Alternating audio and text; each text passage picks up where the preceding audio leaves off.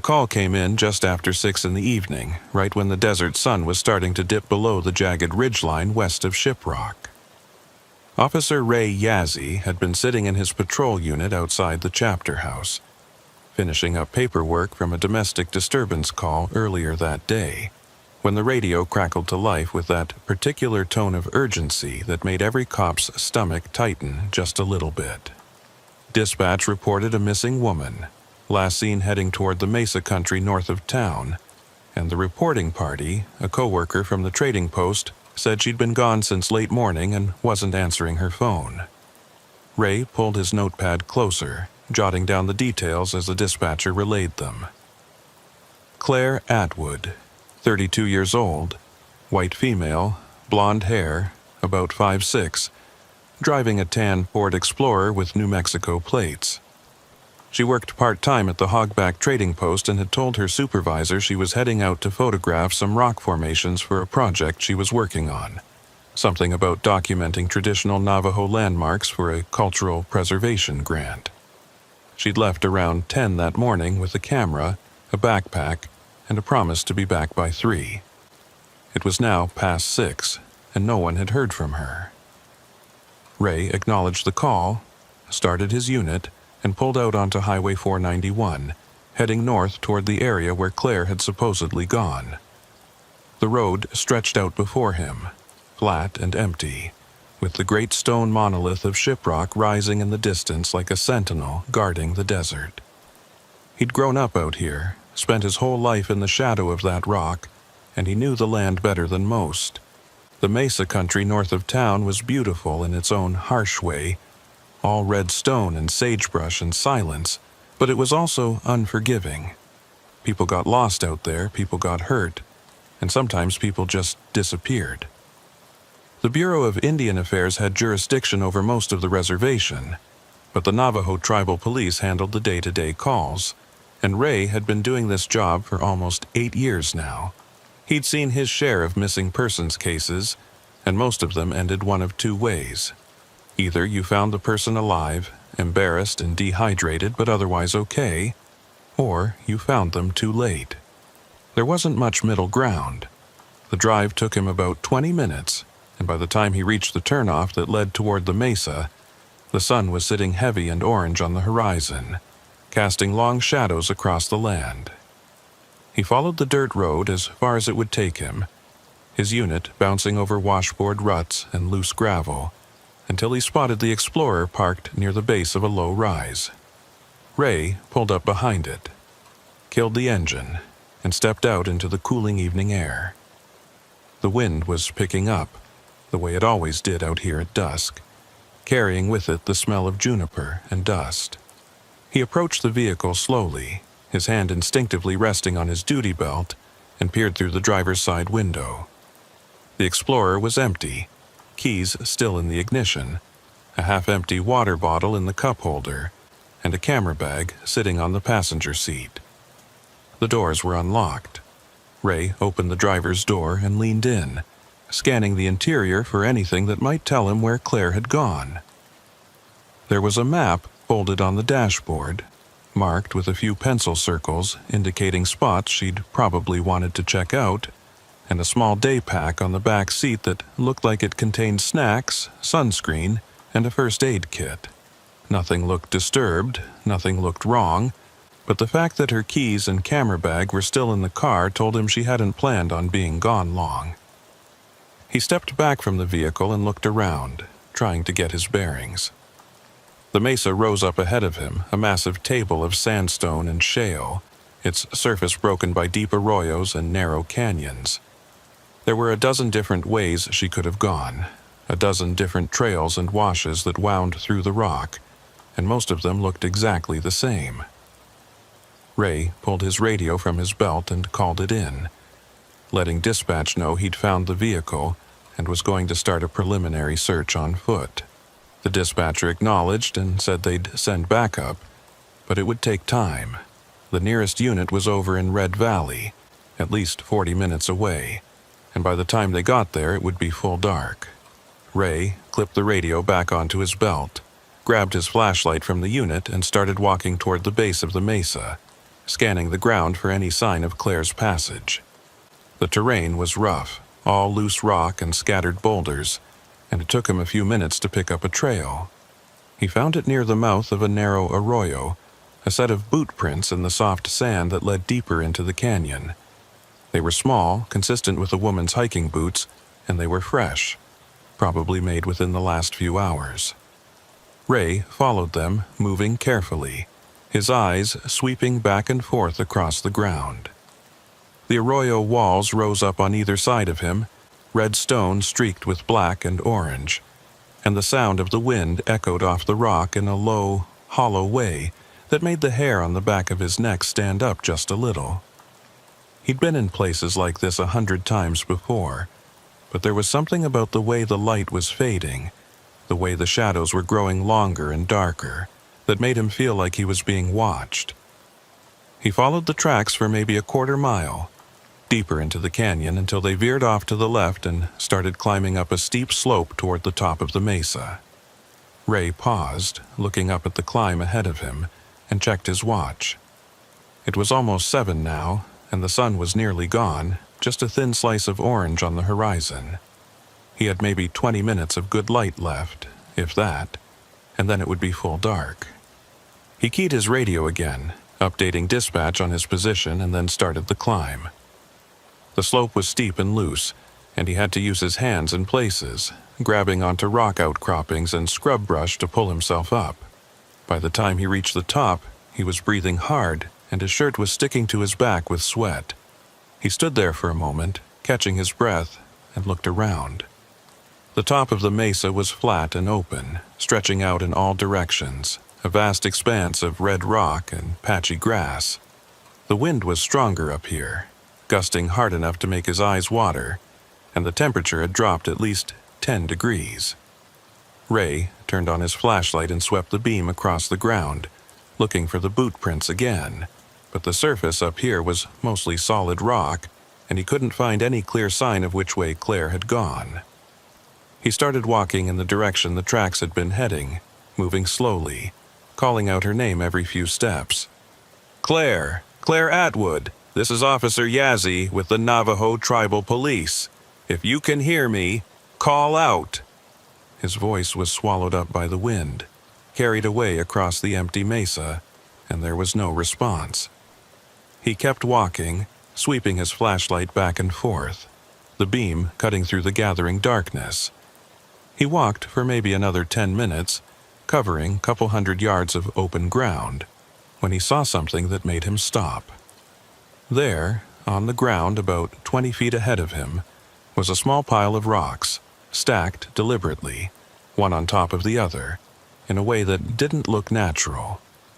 Ray approached it slowly, shining his light on the rocks, and that's when he noticed the pattern.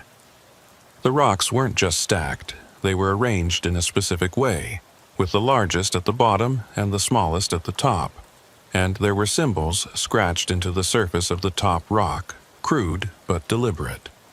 Ray didn't recognize the symbols, didn't know if they were traditional Navajo markings or something else, but something about them made him uneasy. He looked around, scanning the area with his flashlight, and that's when he saw the second pile, and then the third. They were spaced about 30 feet apart, forming a rough line that led across the mesa, and each one had the same symbols scratched into the top rock. Ray felt a chill run down his spine that had nothing to do with the wind. He'd been out here long enough to know that people did strange things in the desert, left behind all kinds of markers and cairns and offerings, but something about these rock piles felt wrong. They felt deliberate, purposeful, like someone had put them there for a reason. He followed the line of cairns, moving faster now, his instincts telling him that something was very wrong. The line led him toward the northern edge of the mesa, where the ground dropped away into a deep canyon, and as he got closer he could hear something over the sound of the wind. It was faint, barely audible, but it sounded like a low hum, a vibration in the air that seemed to come from everywhere and nowhere at once.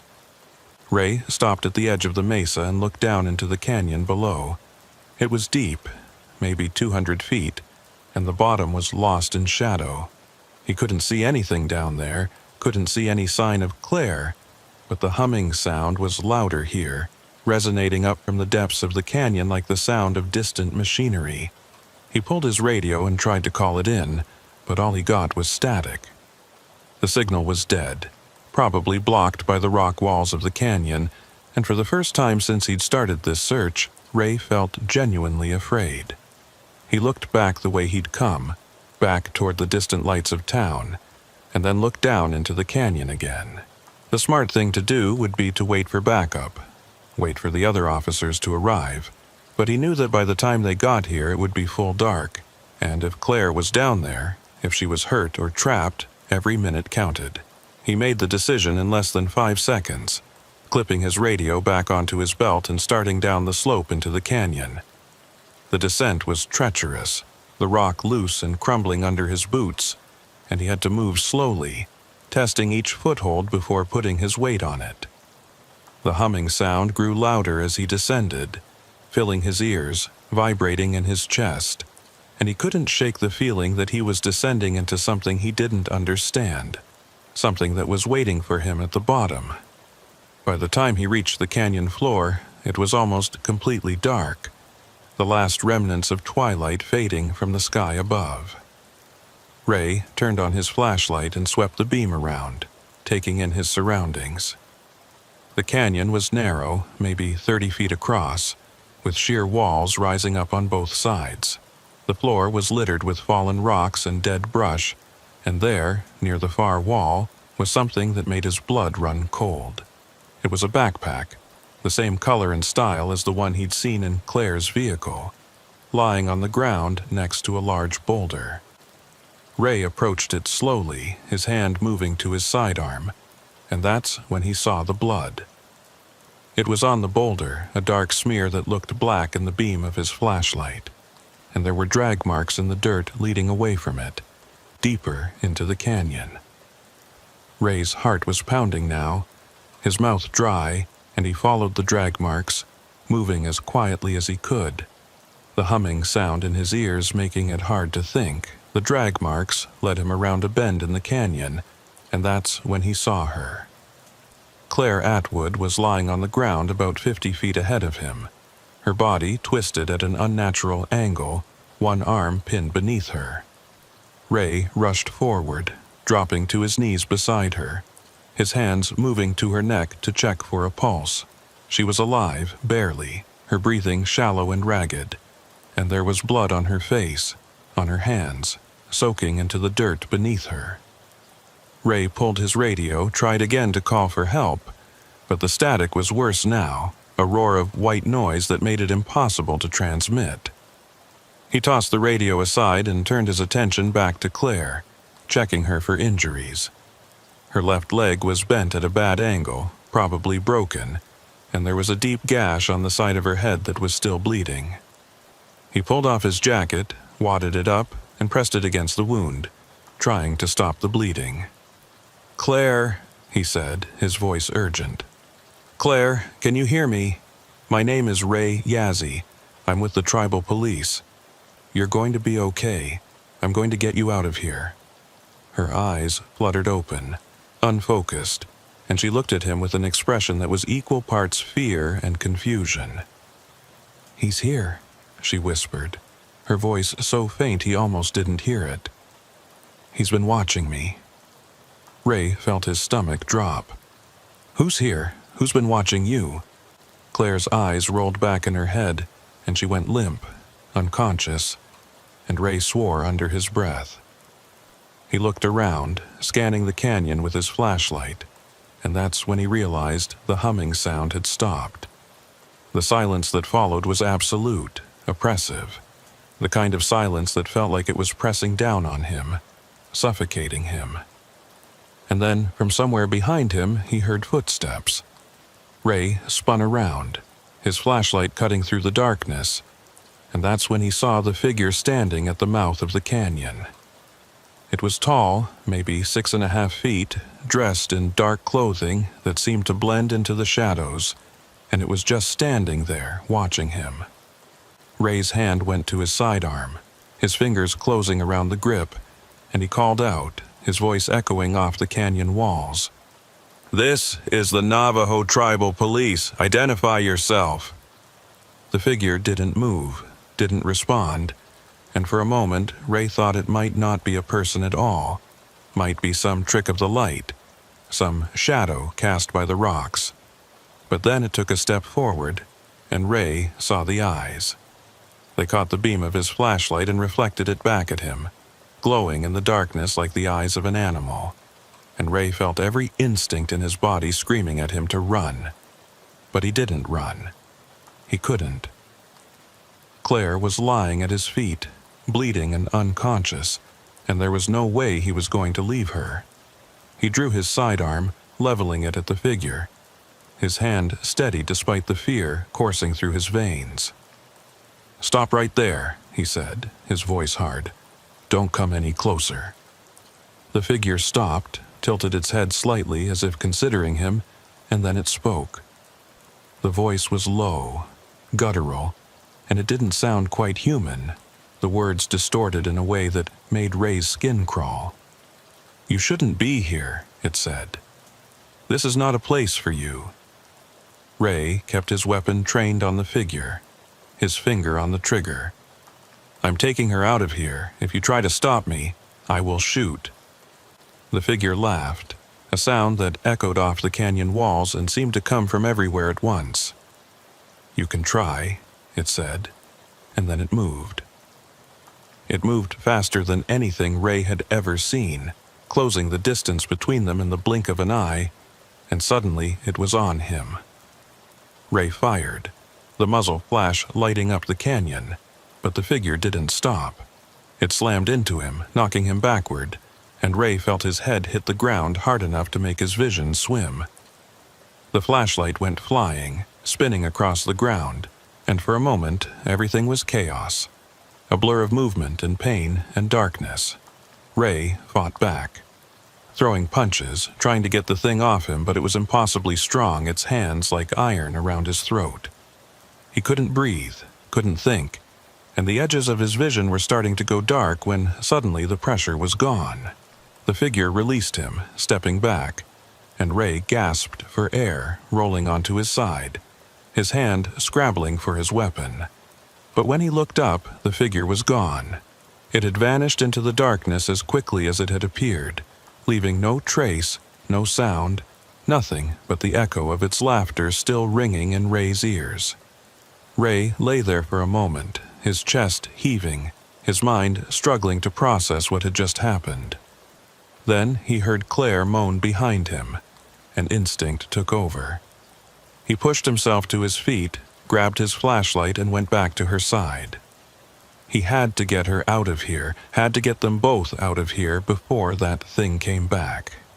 He bent down, scooping her up as gently as he could, and started back toward the slope he'd descended, every step an effort, his body aching from the fight. The climb out of the canyon was a nightmare, made worse by the fact that he was carrying Claire's weight and his own injuries. By the time he reached the top of the mesa, his lungs were burning, and his legs felt like they were going to give out. But he didn't stop.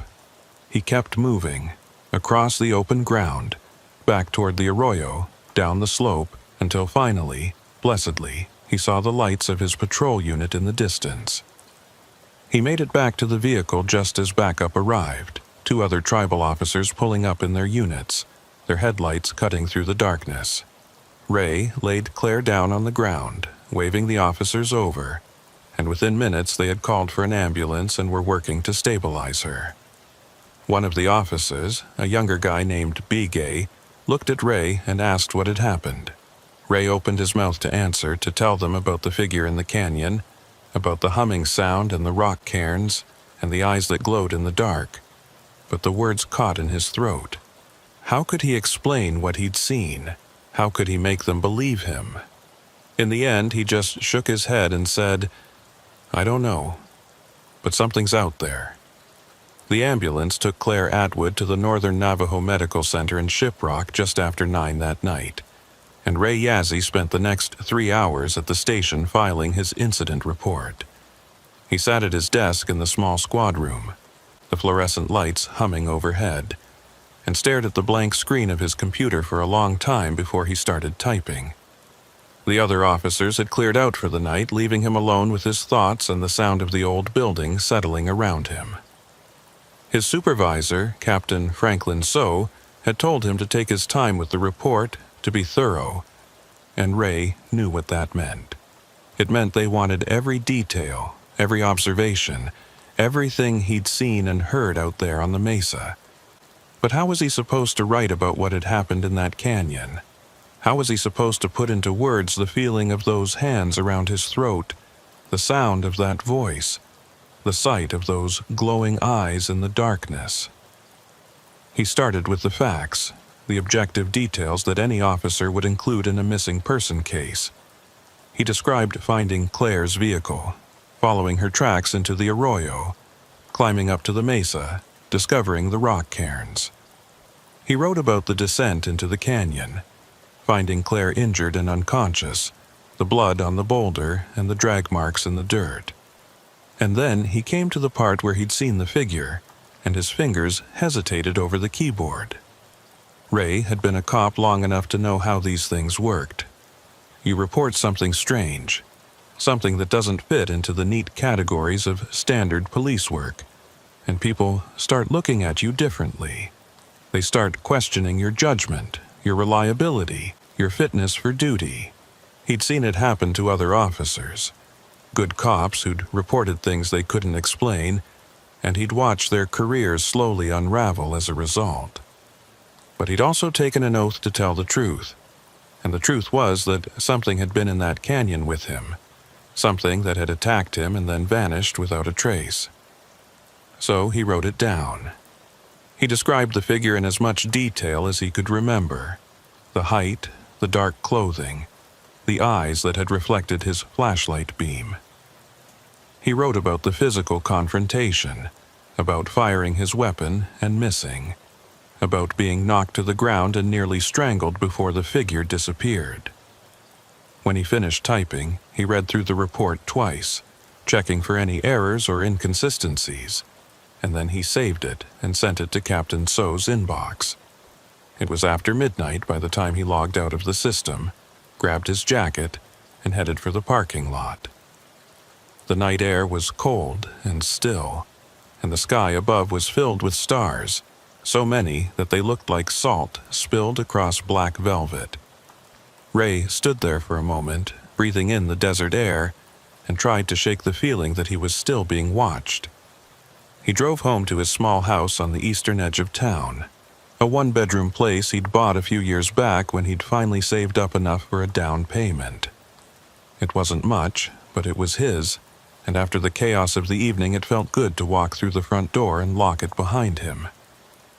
He took a long, hot shower, trying to wash away the grime and the fear, and then he poured himself 2 fingers of whiskey and sat down on the couch with the lights off. He didn't want to sleep, didn't want to close his eyes because he knew what he'd see when he did. Those eyes, glowing in the darkness, watching him. He sat there in the silence, sipping his drink, until exhaustion finally pulled him under sometime around 3 in the morning. The phone woke him just after 7, the shrill ring cutting through his dreamless sleep like a knife. Ray fumbled for it on the coffee table, his head pounding, and managed to croak out a greeting. It was Captain So, and his voice was tense. "Yazzie, I need you to come in. We need to talk about your report." Ray sat up, rubbing his eyes, trying to clear the fog from his brain. "What about it?" There was a pause on the other end of the line, and then So said, "Just come in. We'll talk when you get here." The line went dead, and Ray stared at the phone for a moment before setting it down. He had a bad feeling about this, a sick knot in his stomach that told him the conversation he was about to have wasn't going to go well. He got dressed, skipped breakfast, and drove to the station, arriving just before 8.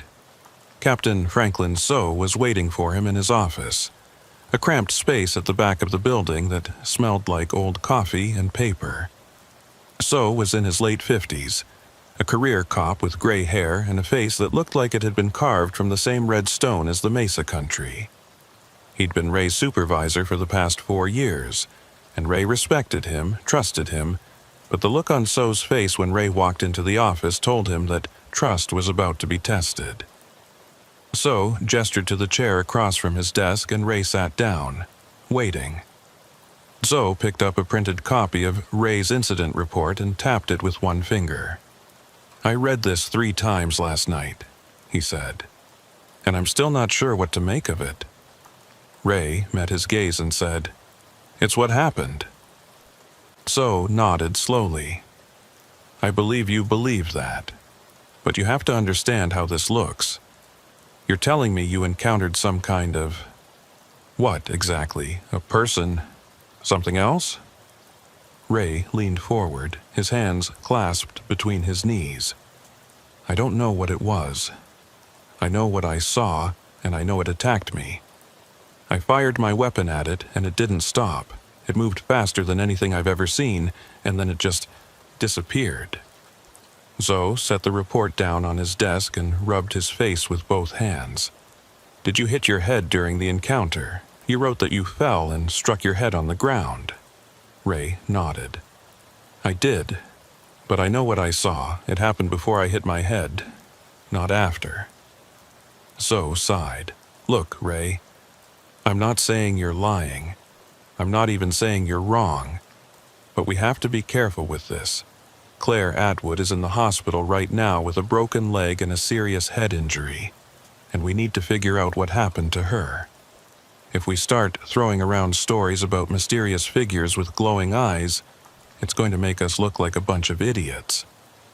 The FBI is going to want to know why we didn't secure the scene properly, why we didn't call for backup sooner, and if they think we're making excuses or covering up some kind of officer-involved incident, this whole thing is going to blow up in our faces." Ray felt his jaw tighten. "You think I hurt her? You think I'm covering something up?" Zoe held up a hand. "I didn't say that. But we have to consider all possibilities. Right now, all we know is that Claire Atwood went missing. You found her injured in a remote canyon, and you claim you were attacked by an unknown assailant who then vanished. We have no physical evidence of this assailant, no witnesses, nothing. Just your word." Ray stood up, his hands clenched into fists at his sides. "My word should be enough. I've been doing this job for 8 years, Captain. I've never lied in a report, never covered anything up. If you don't believe me, then I don't know what else to tell you." Zoe looked at him for a long moment, and then he nodded. "I do believe you, Ray, but believing you and being able to do something about it are 2 different things. For now, I'm going to have you sit this one out. I'm assigning the Atwood case to Officer Nez, and I want you to take a few days off, clear your head, maybe see a doctor and get checked out. If you hit your head hard enough, you might have a concussion, and that could explain some of what you experienced."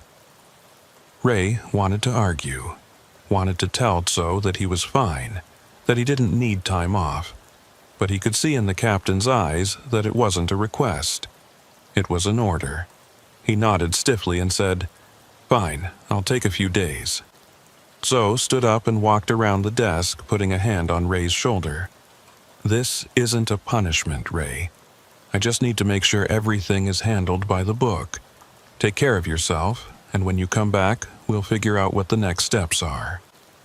Ray left the office without another word, walked through the squad room ignoring the looks from the other officers, and headed out to his vehicle.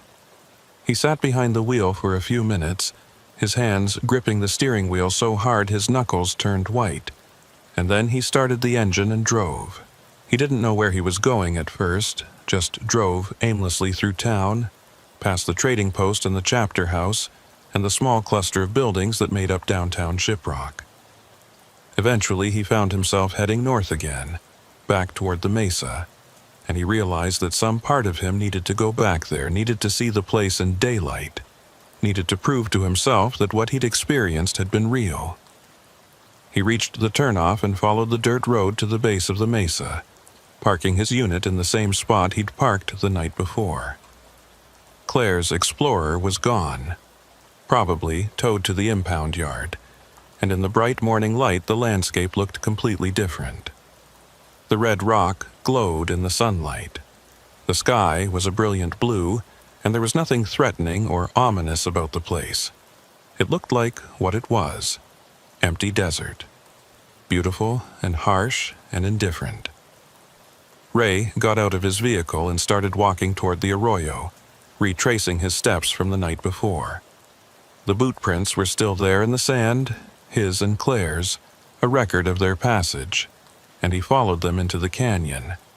The walls rose up around him, blocking out the sun, and the temperature dropped noticeably. He walked slowly, his hand resting on his sidearm out of habit, and when he reached the spot where he'd found Claire, he stopped and looked around. The blood was still there, dark stains on the boulder and in the dirt, and he could see the drag marks leading away from it, just as he remembered. But there was something else. Something he hadn't noticed in the darkness. There were more symbols scratched into the rock face of the canyon wall, crude markings that looked similar to the ones on the rock cairns.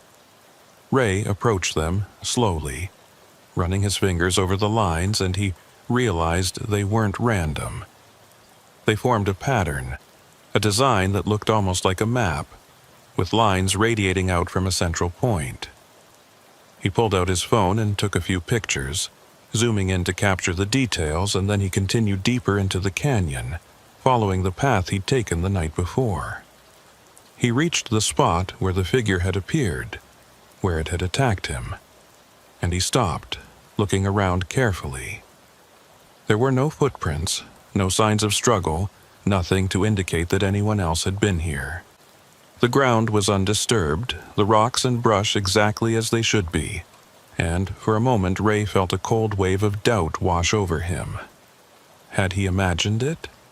Had the stress and the adrenaline and the blow to his head created some kind of hallucination? But then he looked down and saw his flashlight still lying where it had fallen during the fight, and he knew that at least some of what he remembered was real. He picked it up, checked to make sure it still worked, and then he heard something that made his blood run cold. It was the humming sound, the same low vibration he'd heard the night before, and it was coming from deeper in the canyon. Ray stood there for a moment, every instinct telling him to turn around and leave, to get back in his vehicle and drive away and never come back. But he'd been a cop for too long to listen to those instincts, and besides, he needed answers. He needed to know what was out here, what had attacked him, what had hurt Claire. So he drew his sidearm, held it low and ready, and started walking toward the sound. The humming grew louder as he went deeper into the canyon, the walls narrowing around him until they were barely 20 feet apart. The light was dim here, the sun blocked by the high walls, and Ray had to use his flashlight to see where he was going. The canyon floor was littered with fallen rocks and debris, and he had to pick his way carefully, his eyes constantly scanning for any sign of movement. He rounded a bend and found himself standing at the entrance to a narrow slot canyon, a crack in the rock barely wide enough for a person to squeeze through. The humming sound was coming from inside, resonating off the walls, and Ray hesitated. Going into a space that confined was dangerous, especially alone, especially without backup. If something went wrong, if he got stuck, or if someone was waiting for him on the other side, there would be no way out. But the sound was so loud now, so insistent, that he couldn't ignore it. He holstered his weapon, turned his body sideways, and squeezed into the slot canyon. The walls pressed in on him from both sides, rough stone scraping against his shoulders, and he had to move slowly, carefully, his breathing echoing in the confined space. The passage went on for maybe 30 feet, twisting and turning, and then suddenly it opened up into a small circular chamber about 20 feet across. Ray stepped into the chamber and stopped, his flashlight beam sweeping across the space, and what he saw made his stomach turn. The walls of the chamber were covered in symbols, hundreds of them, carved deep into the rock, and in the center of the chamber was a pile of objects that looked like offerings.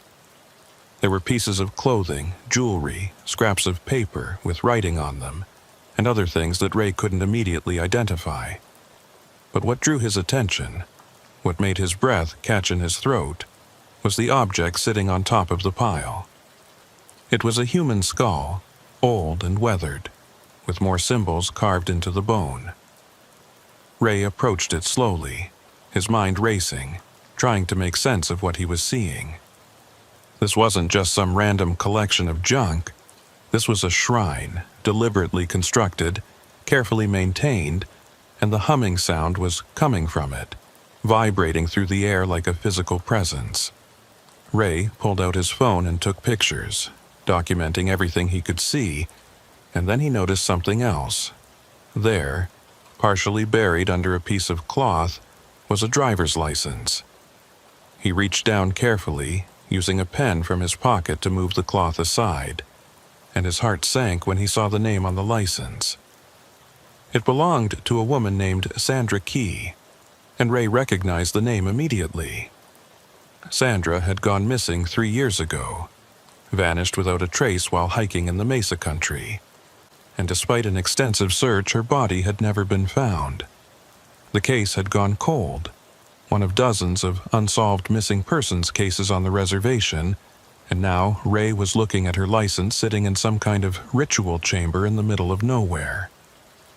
He stood up, his mind reeling, and that's when he heard footsteps behind him. Ray spun around, his hand going to his weapon, and there in the entrance to the chamber stood an old man. He was Navajo, probably in his 70s, with long gray hair and a weathered face, dressed in jeans and a faded denim shirt.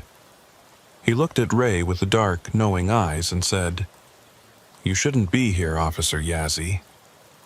Ray kept his hand on his weapon, but didn't draw it. "Who are you? What is this place?" The old man stepped into the chamber, moving slowly, his eyes never leaving Ray's face. "My name is Thomas Begay," he said, "and this place is a warning, a boundary that should not be crossed." Ray's mind was spinning. He'd heard the name Thomas Begay before, but he couldn't immediately place it. "Are you responsible for this? Did you hurt Claire Atwood?" Thomas shook his head slowly. "I didn't hurt her, but I knew she was in danger the moment she crossed into this canyon, just as you are in danger now." Ray felt a chill run down his spine. "What are you talking about? What danger?" Thomas looked around the chamber, his gaze lingering on the skull and the symbols carved into the walls. "There are things in this world, Officer Yazzie, that your training didn't prepare you for. Old things that were here long before the white man came, long before even our people came. Things that live in the spaces between, that watch and wait and sometimes take what they want. This place is one of their hunting grounds, and the symbols you see here are meant to keep them contained, to mark the boundaries they cannot cross. But someone has been breaking those boundaries, moving the markers, weakening the protections, and now the old things are waking up."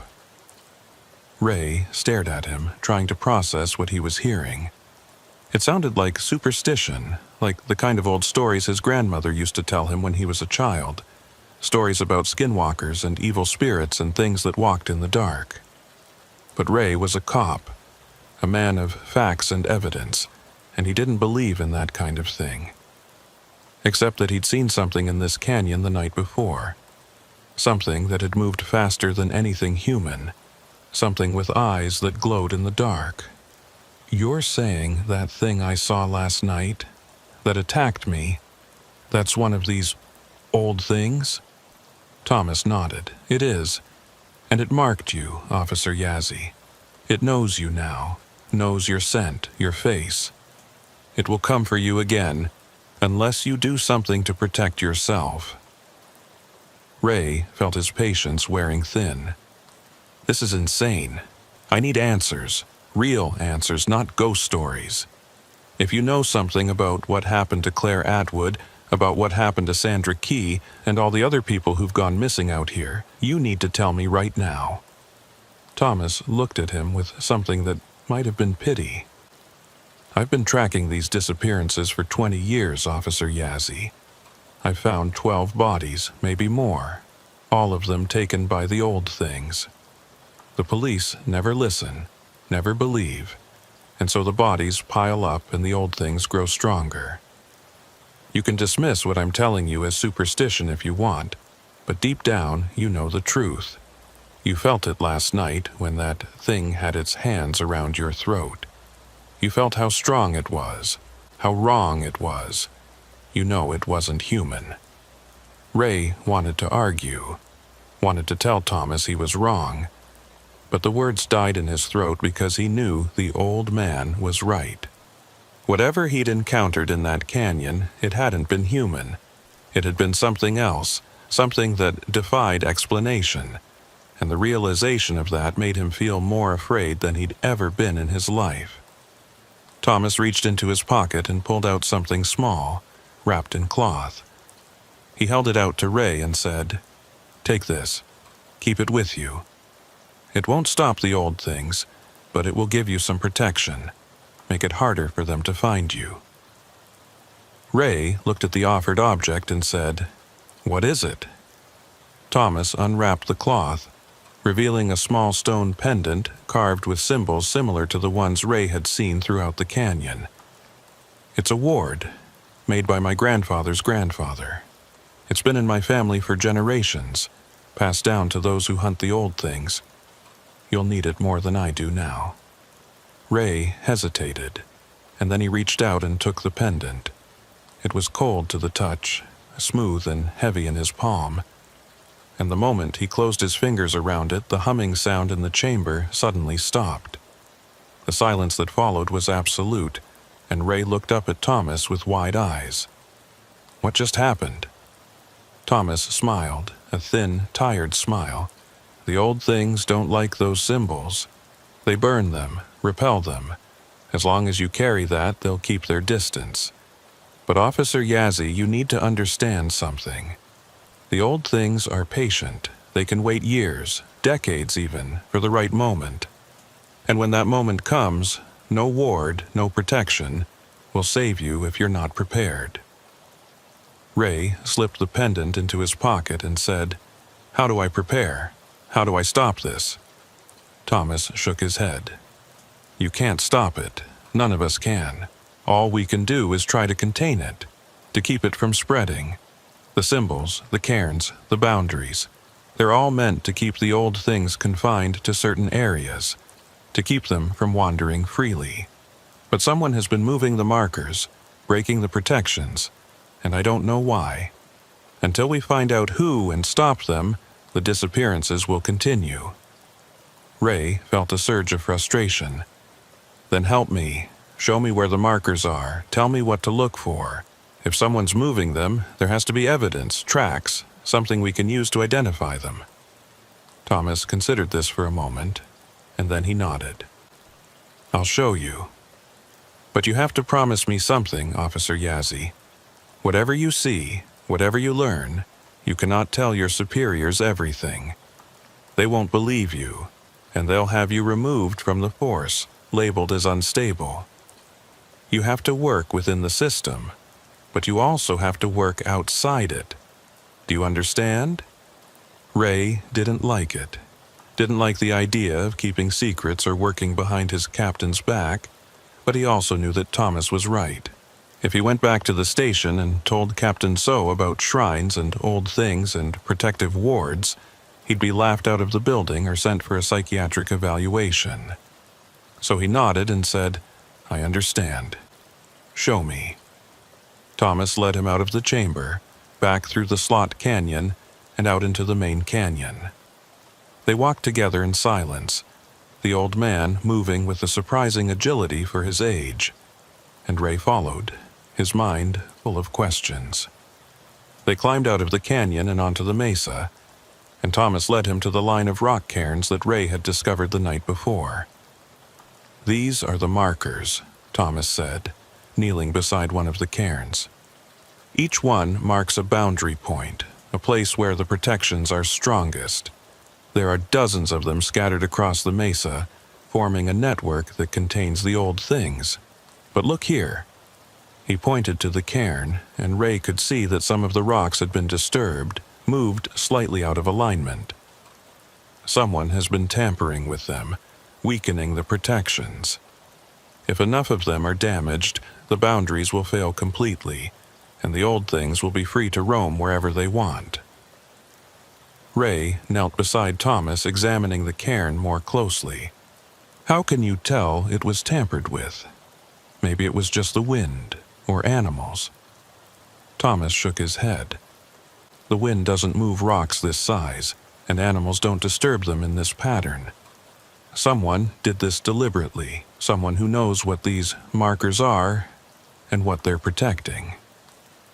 And that person is very dangerous, Officer Yazzie, because they're either trying to release the old things intentionally, or they're too ignorant to understand what they're doing. Ray stood up, looking out across the mesa at the other cairns scattered across the landscape.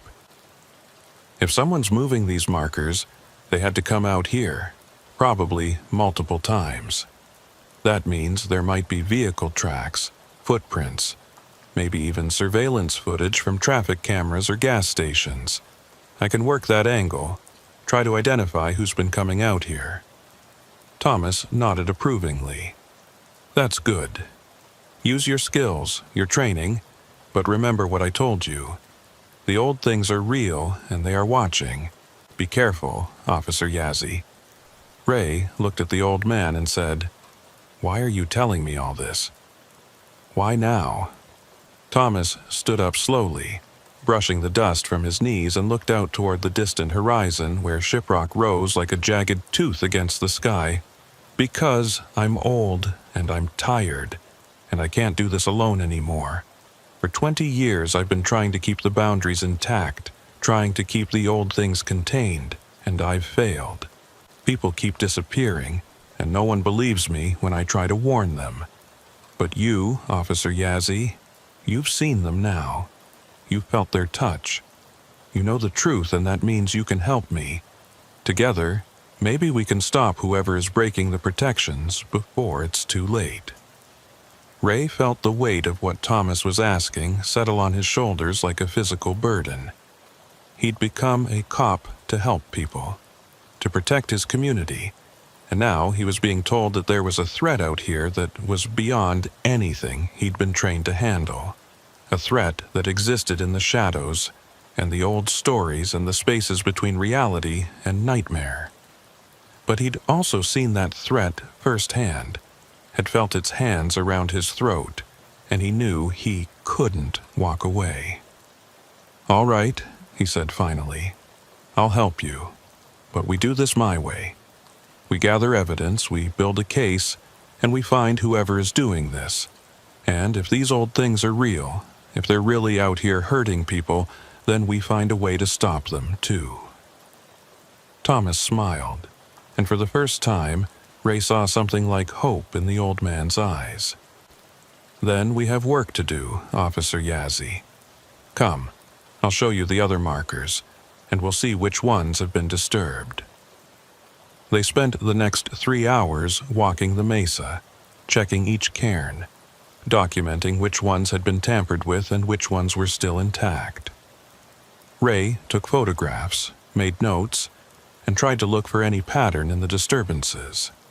By the time they finished, the sun was high overhead, and Ray's shirt was soaked with sweat. They'd found 7 cairns that had been damaged, all of them clustered in the northern section of the mesa, and Ray marked their locations on his phone's GPS. "This is enough to start with," he said, showing Thomas the map. "If someone's targeting these specific markers, there has to be a reason. Maybe they're trying to open up a specific area, or maybe they're just working systematically. Either way, it gives us something to work with." Thomas nodded. "What will you do now?" Ray thought for a moment. "First, I'm going to check the hospital, see if Claire Atwood has woken up yet. If she has, I need to talk to her, find out what she remembers. Then, I'm going to start pulling traffic camera footage, see if I can identify any vehicles that have been out here repeatedly. And I'm going to do some research, look into the history of this area, see if there are any records of similar incidents or disappearances. Thomas reached out and gripped Ray's shoulder, his hand strong despite his age. Be careful, Officer Yazzie. Whoever is doing this, they are dangerous. And the old things, they will be watching you now. They know you're hunting them. Ray met his gaze and nodded. I'll be careful, and Thomas, thank you for trusting me with this. The old man released his shoulder and turned away, starting back toward the edge of the mesa. Ray watched him go, a solitary figure walking across the red stone, and then he turned and headed back toward his vehicle. As he drove back toward the town, the pendant Thomas had given him heavy in his pocket, Ray couldn't shake the feeling that he'd just crossed some kind of threshold, that his life had changed in some fundamental way. He'd spent 8 years as a cop dealing with drunk drivers and domestic disputes and the occasional burglary, and now he was hunting something that defied explanation, something that existed in the realm of nightmares and old stories. But he'd made a promise and he intended to keep it. He reached the hospital just after 2 in the afternoon and found Claire Atwood's room on the 2nd floor. She was awake, propped up in bed with her left leg in a cast and a bandage wrapped around her head. She looked pale and tired, but when she saw Ray standing in the doorway, she managed a weak smile. Officer Yazzie, she said, her voice hoarse, they told me you're the one who found me. Ray stepped into the room and pulled up a chair beside her bed. I am. How are you feeling? Claire touched the bandage on her head gingerly. Like I got hit by a truck. The doctors say I'm lucky to be alive. They said if you hadn't found me when you did, I probably would have bled out or died from exposure. Ray nodded. I need to ask you some questions, if you're up to it. About what happened out there. Claire's expression darkened, and she looked away, staring at the wall. I don't really remember much. I was taking pictures, following the trail, and then... I don't know. I remember falling, hitting my head, and then everything is just... fragments. Flashes of images, sounds, but nothing coherent. Ray leaned forward. Do you remember seeing anyone else out there? Anyone at all? Claire was quiet for a long moment, and then she said, there was someone, I think. A man, maybe? I remember feeling like I was being watched, like someone was following me, and then... I don't know, it's all so confused. Ray pulled out his phone and showed her the pictures he'd taken of the symbols carved into the canyon walls. Do you recognize these? Did you see them while you were out there? Claire looked at the images, her brow furrowing, and then she shook her head. I don't think so. What are they? Ray slipped his phone back into his pocket. I'm not sure yet, but I think they might be connected to what happened to you. Claire looked at him, and Ray could see the fear in her eyes. Do you think someone did this to me deliberately? That it wasn't just an accident? Ray wanted to reassure her, to tell her that everything would be fine, but he couldn't lie to her. I don't know, but I'm going to find out. Ray left the hospital just after 3 and drove straight to the tribal police station, his mind churning with everything he'd learned. Captain So had told him to take time off, but Ray couldn't sit idle, not when there was work to be done, not when people were disappearing and something was hunting in the Mesa country. He parked in the lot behind the station and walked in through the back entrance, hoping to avoid running into So or any of the other officers who might ask questions about why he wasn't at home resting. The station was quiet in the afternoon, most of the day shift out on patrol, and Ray made his way to the records room without being stopped. He needed to do research, needed to understand the history of disappearances in the area, and the best place to start was with the department's own files. The records room was a cramped space in the basement, lined with filing cabinets and boxes of old case files that hadn't been digitized yet. Ray flipped on the lights and started searching, pulling files on missing persons cases going back 20 years. There were more than he'd expected, dozens of them, people who had vanished without a trace in the Mesa country and the surrounding areas. Some were hikers, some were locals, some were tourists passing through, but the pattern was clear. People went into that wilderness and they didn't come out.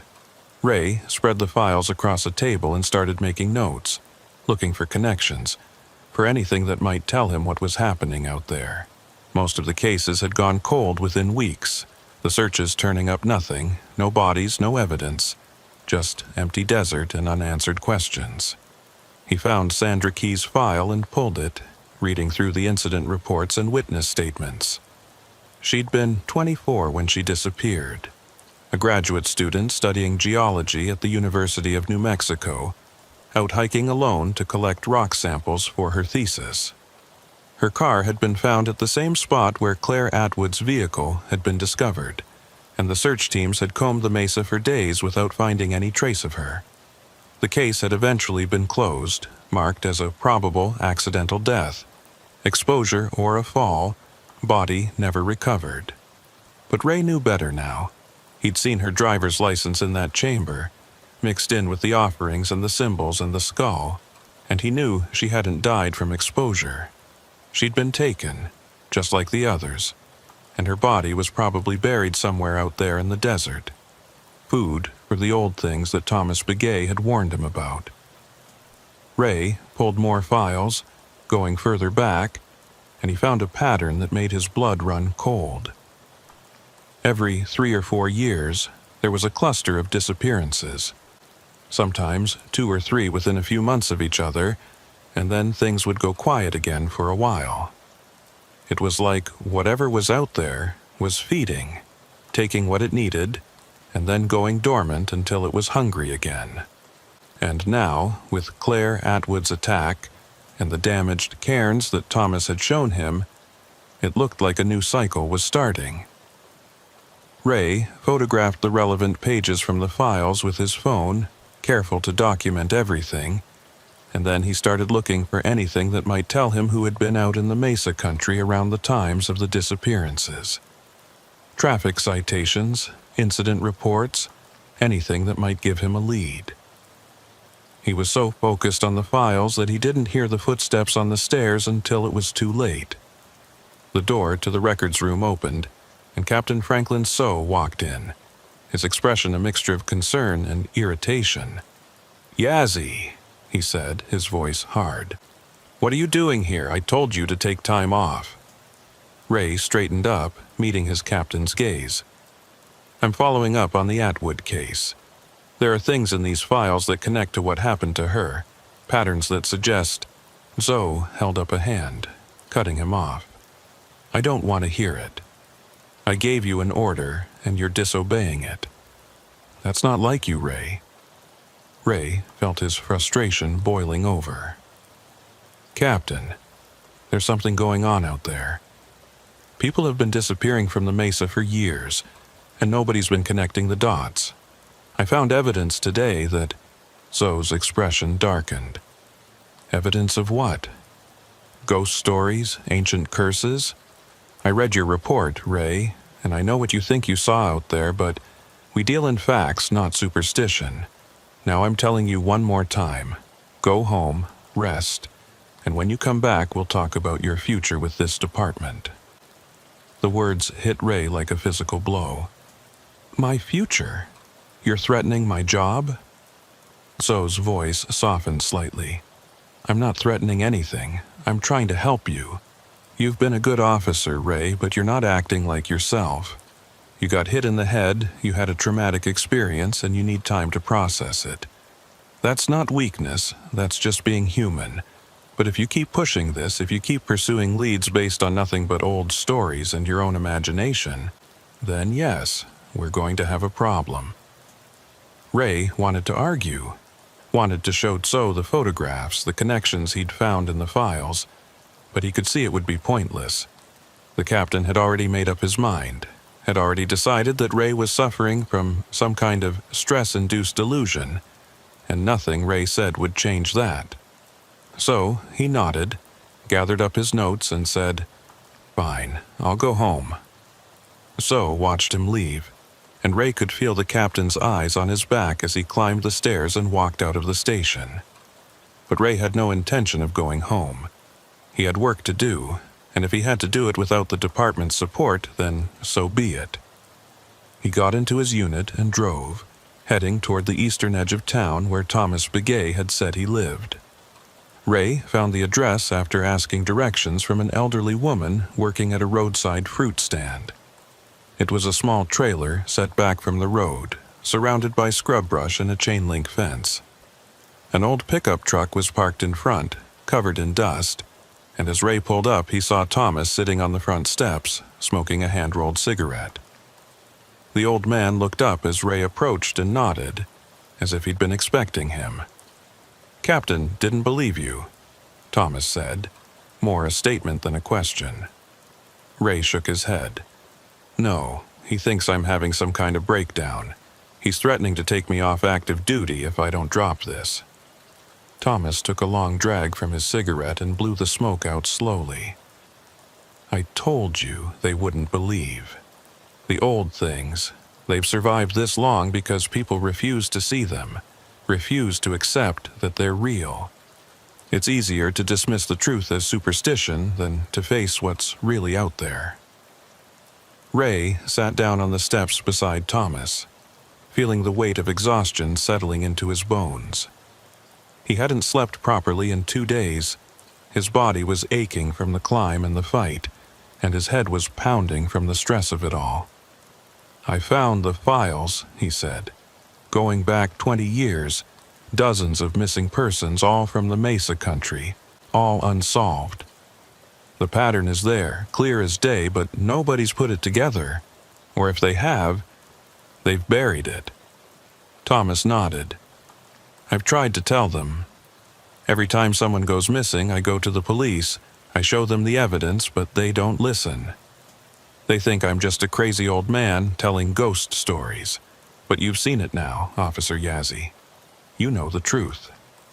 Ray pulled out his phone and showed Thomas the photographs he'd taken from the case files. "These are the disappearances. I marked them on a map, and they all cluster in the same area, the northern mesa near where I found Claire. If we can figure out who's been tampering with the cairns, we might be able to stop the next disappearance before it happens." Thomas studied the photographs, his weathered face thoughtful. "The old things, they have patterns.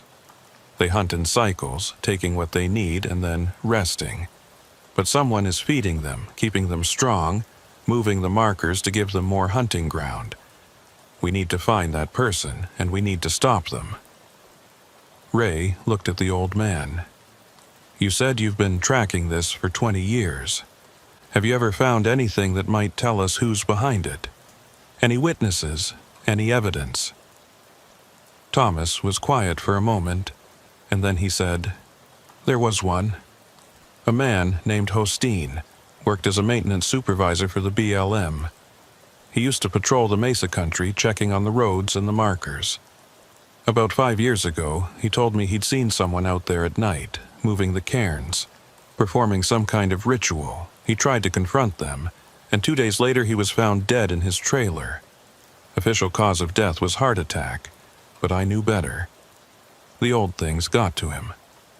Ray felt a chill run down his spine. "Do you think this person Hosteen saw is still out there? Still moving the markers?" Thomas nodded slowly.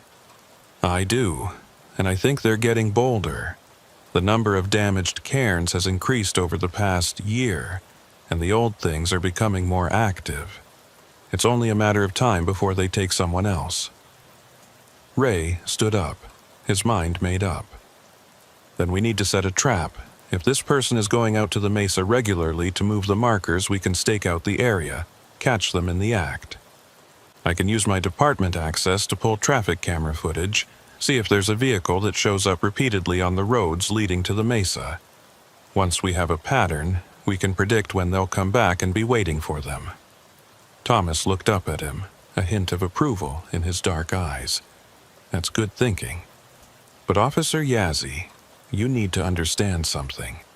Whoever this person is, they're not doing this for money or power or any of the usual reasons. They're doing it because they serve the old things, because they've made some kind of pact. That makes them very dangerous, and it means they won't hesitate to kill anyone who gets in their way. Are you prepared for that?" Ray met his gaze and nodded. "I am, but I'm not going in alone. I need you with me, Thomas. You know the mesa, you know the old things, and I need that knowledge if we're going to survive this." Thomas smiled, a thin, tired smile, and stood up. "All right, Officer Yazzie. We'll work together. But first, we need to gather more information. There's someone else you should talk to, someone who might be able to help us." Ray followed Thomas into the trailer, a cramped space that smelled of tobacco and old paper. The walls were covered with maps, newspaper clippings, and photographs, all of them documenting the disappearances and the old things. Ray scanned the materials, his eyes widening as he took in the scope of Thomas's research. This wasn't the work of a crazy old man. This was the work of someone who had devoted years of his life to understanding a threat that nobody else would acknowledge. Thomas rummaged through a stack of papers on a cluttered desk and pulled out a photograph, yellowed with age. He handed it to Ray, and Ray found himself looking at a black and white image of a young woman standing in front of the mesa. She was smiling, her hair pulled back in a ponytail, and she looked happy, carefree. "Who is this?" Ray asked. Thomas's expression softened. "Her name was Emma Atcity. She was my granddaughter. She disappeared 15 years ago, out in the Mesa country. She was the reason I started tracking the old things, the reason I've spent the last 20 years trying to stop them. I couldn't save her, but maybe I can save someone else." Ray felt a surge of sympathy for the old man. He handed the photograph back and said, "I'm sorry, I didn't know." Thomas tucked the photograph back into the stack of papers and said, "Most people don't. But it's why I do this work, why I can't let it go. Now come, there's someone we need to visit. Her name is Helen Lowry, and she lives out near the Bisty Badlands. She's a medicine woman, one of the few left who still knows the old ways. If anyone can help us understand what we're dealing with, it's her." They took Ray's unit, driving west out of Shiprock toward the Bisty Badlands, a surreal landscape of hoodoos and wind-carved rock formations that looked like something from another planet. The drive took almost an hour, the road getting rougher as they left the paved highway and followed dirt tracks deeper into the wilderness. Thomas directed Ray through a series of turns, navigating by memory and instinct, and finally they arrived at a small hogan set in a hollow between two ridges. Smoke was rising from a hole in the roof, and as Ray parked the vehicle, he could hear the sound of chanting coming from inside. Thomas got out and walked toward the hogan, calling out in Navajo, and a moment later an elderly woman emerged. She was small and wiry, her hair white as snow, her face so deeply lined it looked like a map of the desert itself. Thomas spoke to her in Navajo, too quickly for Ray to follow, and the woman's eyes moved to Ray, studying him with an intensity that made him feel exposed. She said something to Thomas, and he nodded, turning to Ray. "Helen says she's been expecting us. She says the old things have been restless, that the boundaries are failing. She wants to know if you're the one who encountered them in the canyon." Ray nodded. "I am. I was attacked, and I found evidence that someone has been tampering with the protective cairns. We need to know how to stop them, how to protect people." Helen stepped closer, and Ray could smell sage and tobacco on her clothes. She reached out and took his hand, turning it over to look at his palm, and then she said something in Navajo that made Thomas's expression darken. "What did she say?" Ray asked. Thomas hesitated and then said, "She says you've been marked. The old things have claimed you as prey, and they will hunt you until you're dead or until they are destroyed. She says the ward I gave you will only protect you for a short time, and that you need to undergo a cleansing ceremony if you want to survive." Ray felt his stomach tighten. A ceremony? What kind of ceremony? Helen spoke again, this time in heavily accented English. Enemy way ceremony. It removes the contamination of contact with the dead with evil spirits. It takes 4 days, and it requires family, community.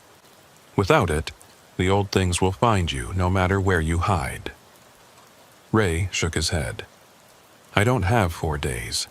People are disappearing, and we need to stop whoever is feeding the old things before someone else gets hurt." Helen's eyes flashed with something that might have been anger or fear. "If you do not cleanse yourself, you will die. The old things do not give up their prey easily. They will come for you in your dreams, in the shadows, when you are alone and vulnerable. The ward will slow them, but it will not stop them." Ray looked at Thomas, who nodded gravely. "She's right, Officer Yazzie. I've seen what happens to people who are marked by the old things. They waste away, consumed by fear and nightmares until they take their own lives or simply disappear. If you want to survive this, you need to do the ceremony." Ray felt trapped, caught between the need to act and the need to protect himself. But he thought about Claire Atwood lying in that hospital bed, about Sandra Key and Emma Atcity and all the others who had been taken, and he knew he couldn't stop. Not now. "Then we'll do the ceremony," he said, "but after we catch whoever is tampering with the cairns. I can't just sit idle for 4 days knowing that someone else might disappear." Helen looked at him for a long moment, and then she nodded slowly. "You are brave, but you are also foolish. The old things do not care about your sense of duty. They will take you when they are ready, ceremony or no ceremony. But I will help you in the meantime. I will give you protection, stronger than the ward Thomas gave you, but it will come at a cost." Ray met her gaze.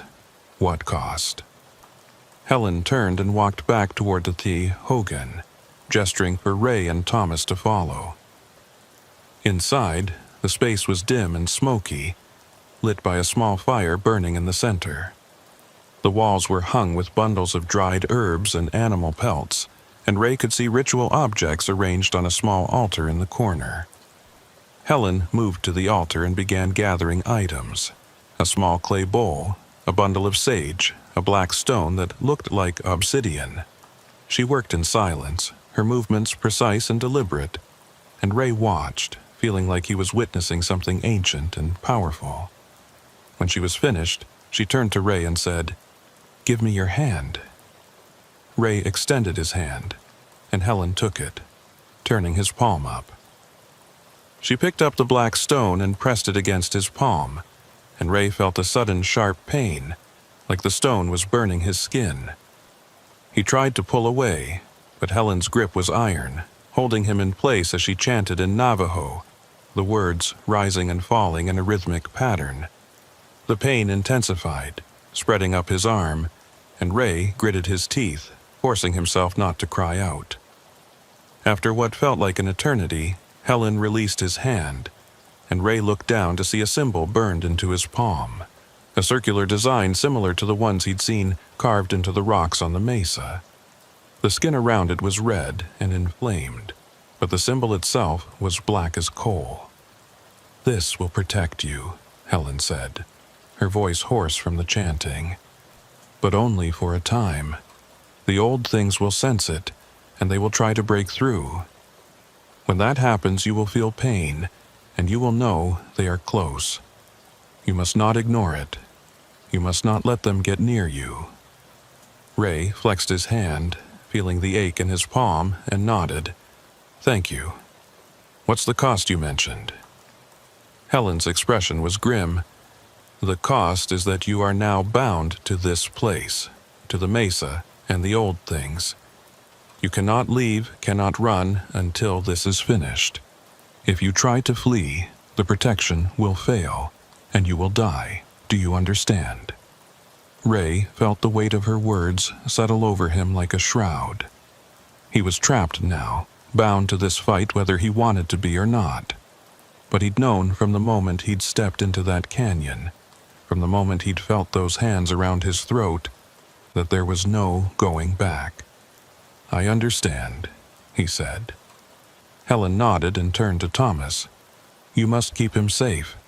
The old things will come for him, and when they do, you must be ready. Gather the others, those who still remember the old ways. We will need their strength if we are to survive what is coming." Thomas bowed his head respectfully. "I will, Helen. Thank you for your help." They left the hogan and drove back toward Shiprock in silence, the sun setting behind them and casting long shadows across the desert. Ray's hand throbbed with pain, but he ignored it. His mind focused on the task ahead. As they reached the outskirts of town, Ray's phone buzzed with a notification. He pulled it out and saw a message from the department's IT specialist, someone Ray had called earlier to request access to traffic camera footage from the roads leading to the mesa. The message was brief. "Got the footage you requested. Some interesting patterns. Call me." Ray showed the message to Thomas, who nodded. "It's starting. We're getting closer." Ray pulled over and dialed the IT specialist's number. The man answered on the second ring. "Yazzie, where have you been? I've been trying to reach you. I pulled the footage like you asked, and there's definitely something weird going on. There's a vehicle that shows up on the cameras at least once a week, always late at night, always heading toward the mesa. It's an old Chevy truck, white. Looks like it's from the 80s or 90s. I ran the plates, and they come back registered to a guy named Dale Key, lives over in Farmington." Ray felt his heart skip a beat. "Key? As in Sandra Key?" The IT specialist paused. "Yeah, actually. I checked the file. Dale Key is listed as Sandra Key's father. Why? Is that relevant?" Ray's mind was racing. "Very relevant. Send me everything you have on Dale Key. Address, phone number, vehicle registration, everything." The specialist agreed, and Ray hung up, looking at Thomas. "It's her father, Sandra Key's father. He's the one who's been going out to the mesa, tampering with the cairns." Thomas's expression was dark. That makes sense. If his daughter was taken by the old things, he might blame himself, might think he can bring her back by serving them. It's a kind of madness, but I've seen it before. People who lose someone to the old things, they'll do anything to get them back, even if it means feeding the monster. Ray started the engine and pulled back onto the road, heading toward Farmington. "We need to confront him, find out what he knows. If he's been serving the old things, he might be able to tell us how to stop them." Thomas nodded. "But be careful, Officer Yazzie. If he's made a pact with the old things, he's not going to give up easily. He might see us as a threat, and he'll do whatever it takes to protect what he's built." Ray's hand throbbed, the symbol Helen had burned into his palm pulsing with heat, and he knew she was right. The old things were close, watching, waiting, and the fight was just beginning. They reached Farmington just after 8, the town's lights glowing against the dark sky. Ray found Dale Key's address in the IT specialist's file, a small house on the edge of town near the river. The house was dark, no lights in the windows, and Dale's white Chevy truck was parked in the driveway. Ray parked down the street, far enough away to avoid being spotted, and he and Thomas sat there for a moment, watching the house. "What's the plan?" Thomas asked. Ray checked his sidearm, making sure it was loaded. "We knock on the door, we ask him some questions. If he cooperates, great. If he doesn't, I'll arrest him for interfering with the police investigation. Either way, we're going to get answers." Thomas nodded, and they got out of the vehicle, walking toward the house. As they approached, Ray noticed something strange. The front door was slightly ajar, a sliver of darkness visible between the door and the frame. Ray held up a hand, signaling Thomas to stop, and he drew his weapon. "Mr. Key?" he called out. "This is Officer Yazzie with the Navajo Tribal Police. I need to speak with you." There was no response, just silence, and Ray felt the hair on the back of his neck stand up. He pushed the door open slowly, his weapon leading the way, and stepped inside. The house was dark, the air thick with the smell of dust and something else, something rotten. Ray flipped on his flashlight, sweeping the beam across the room, and what he saw made his blood run cold. The walls were covered in symbols, the same ones he'd seen in the canyon, scratched into the plaster with something sharp. And in the center of the room, lying on the floor, was Dale Key. He was dead, his throat cut, his eyes staring blankly at the ceiling, and his hands were clutched around a piece of paper. Ray approached the body carefully, his heart pounding, and knelt down beside it. He pried the paper from Dale's fingers and unfolded it, shining his flashlight on the words scrawled across the surface. The writing was shaky, frantic, and the message was clear. "They want more. I can't give them more. God forgive me." Ray stood up, the paper trembling in his hand, and looked at Thomas.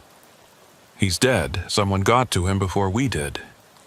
Thomas stepped into the house, his face grim, and looked around at the symbols on the walls.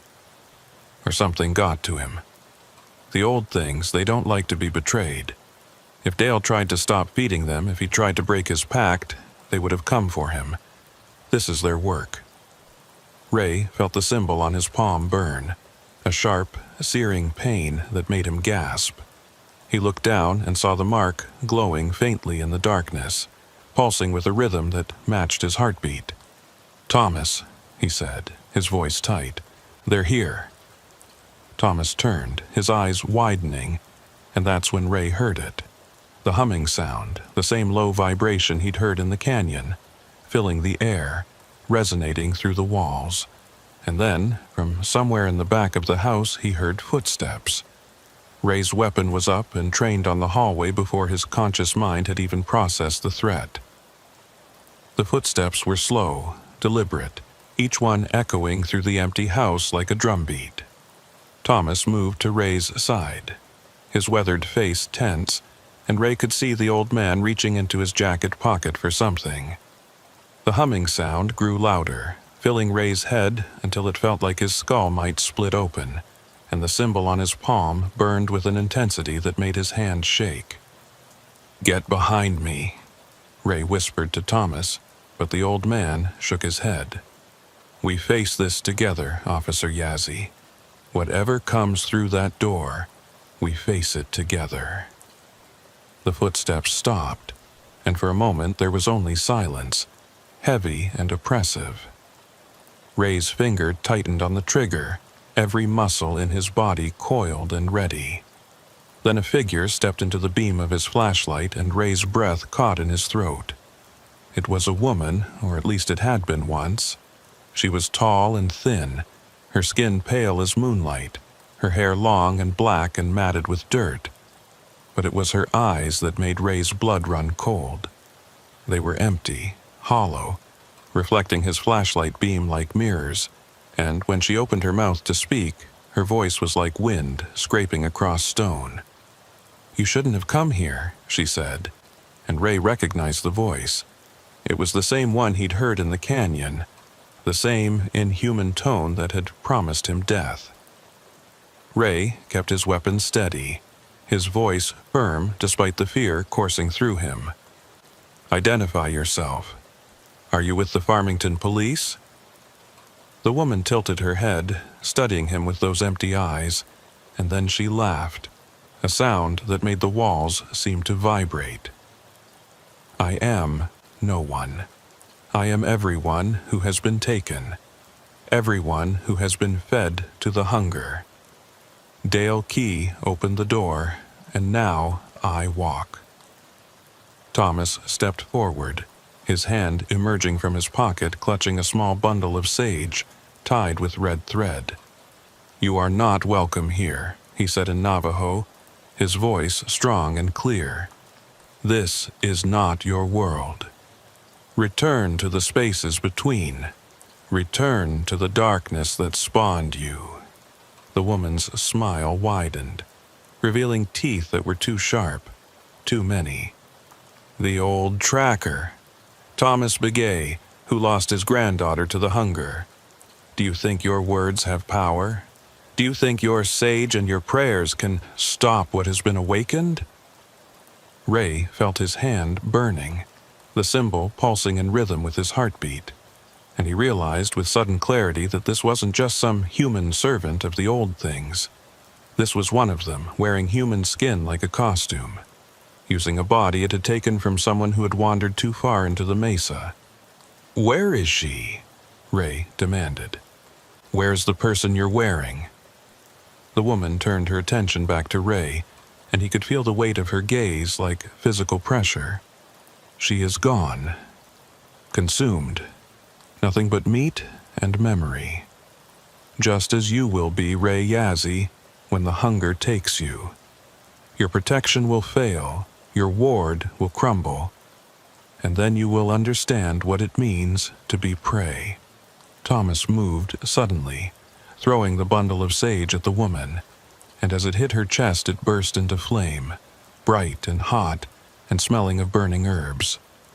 The woman shrieked, a sound that was nothing human, and stumbled backward, her skin smoking where the sage had touched her. Ray didn't hesitate. He fired 3 shots center mass, the reports deafening in the confined space, and the woman went down hard, collapsing to the floor. But even as she fell, Ray could see her skin beginning to change, to shift and ripple like water, and he knew with sick certainty that bullets wouldn't stop her for long. We need to leave, Thomas said urgently, grabbing Ray's arm.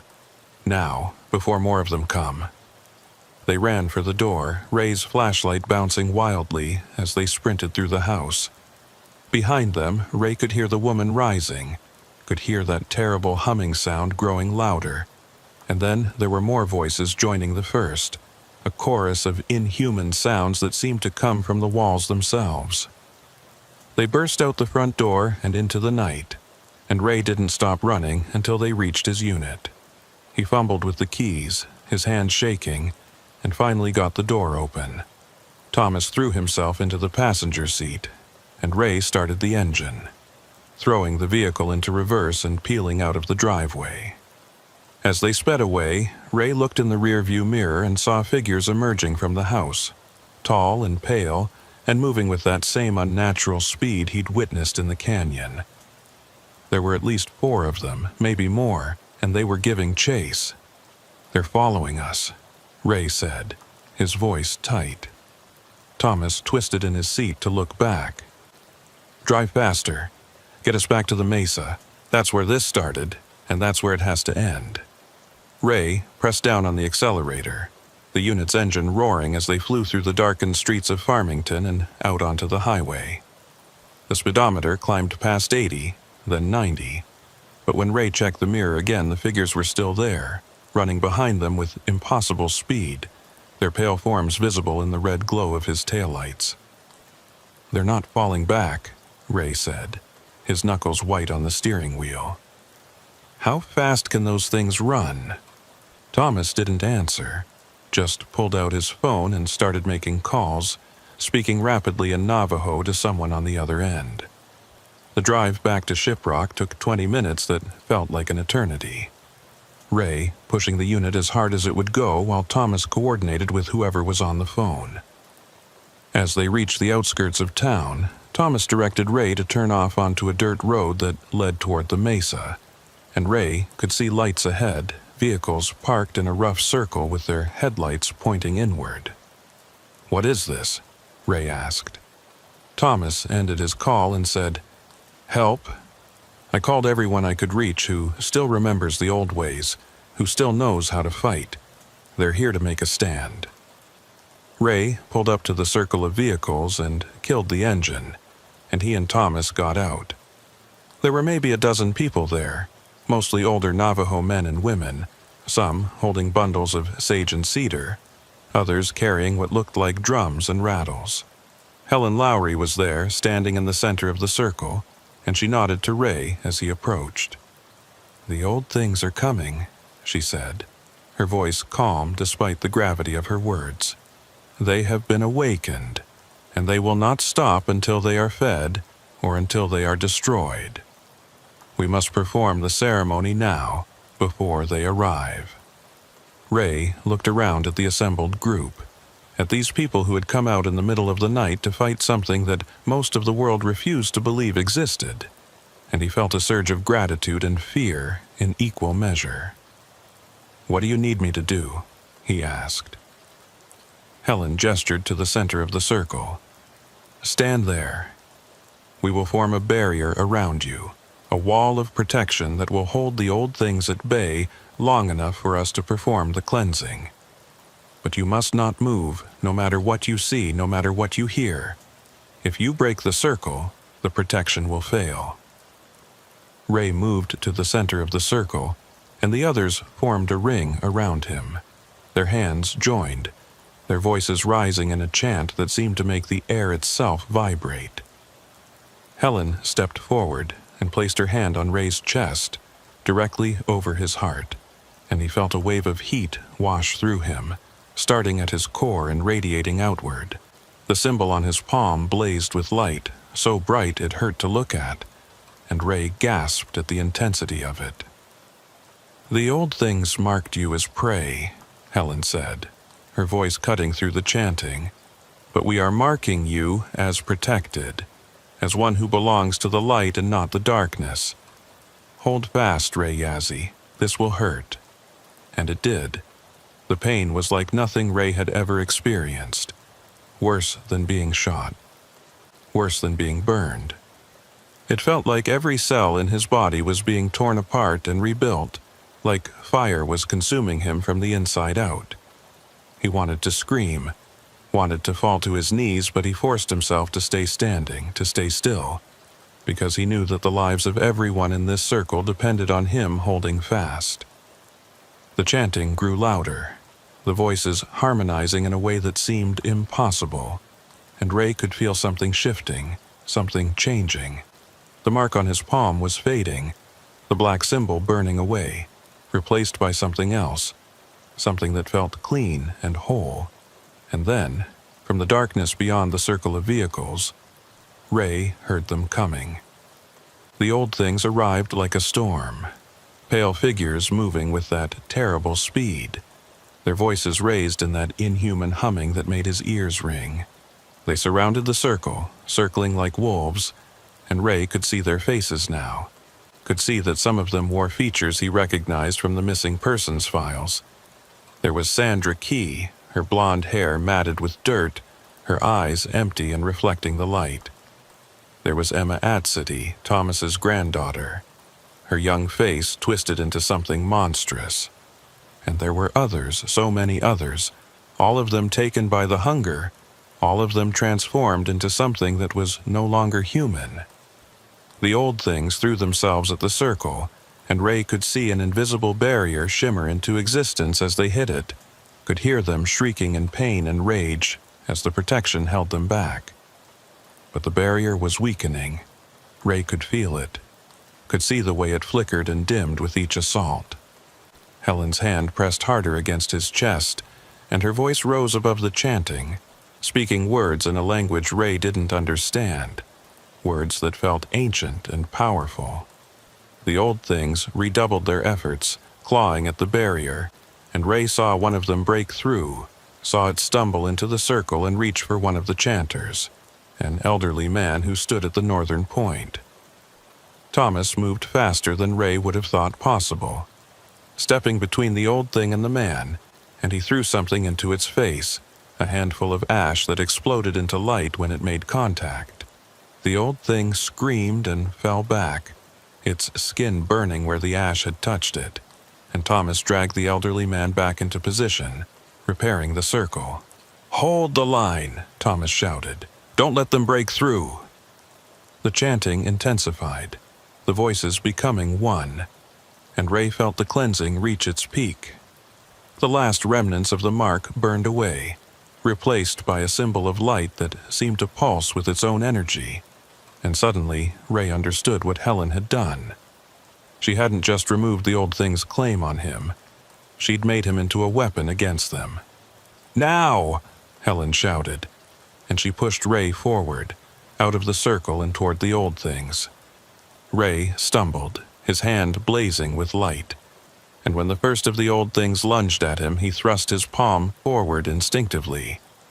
The light from the symbol exploded outward, bright as the sun, and the old thing shrieked and disintegrated, its form crumbling into ash that was carried away on the wind.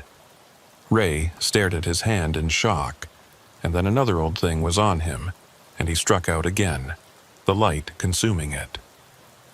One by one, Ray moved through the circle of old things, his hand blazing, and each one that he touched fell away, destroyed by the light that Helen had placed within him.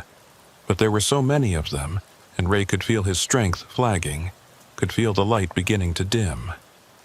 He struck down Sandra Key's corrupted form, and then Emma Atsidy's, and each time he did it felt like he was killing them all over again, erasing the last remnants of who they had been.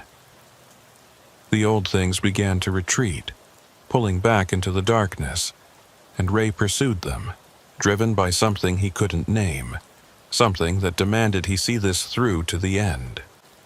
He chased them across the open ground, toward the mesa, and he could hear Thomas shouting behind him, telling him to stop, to come back, but Ray didn't listen. He had to end this, had to make sure the old things couldn't hurt anyone else. He reached the base of the mesa and started climbing, following the old things up the slope, and when he reached the top, he found himself standing at the edge of the canyon where this had all started. The old things were there, clustered together, and Ray could see that they were different now, could see that the light had wounded them in some fundamental way. They were flickering, fading in and out of existence, like images on a broken television screen. Ray held up his hand, the symbol still glowing, and he said, "This ends now. You're not taking anyone else." The old things hissed and shrieked, but they didn't attack. Instead, they began to sink into the ground, melting into the earth like water, and Ray realized they were retreating, going back to wherever they had come from. But before they disappeared completely, one of them spoke, its voice a whisper that seemed to come from everywhere at once. "You have won nothing, Ray Yazzie. We are eternal. We will always be here, in the spaces between, in the darkness that waits. And one day, when you are old and weak, and the light has faded, we will return for you."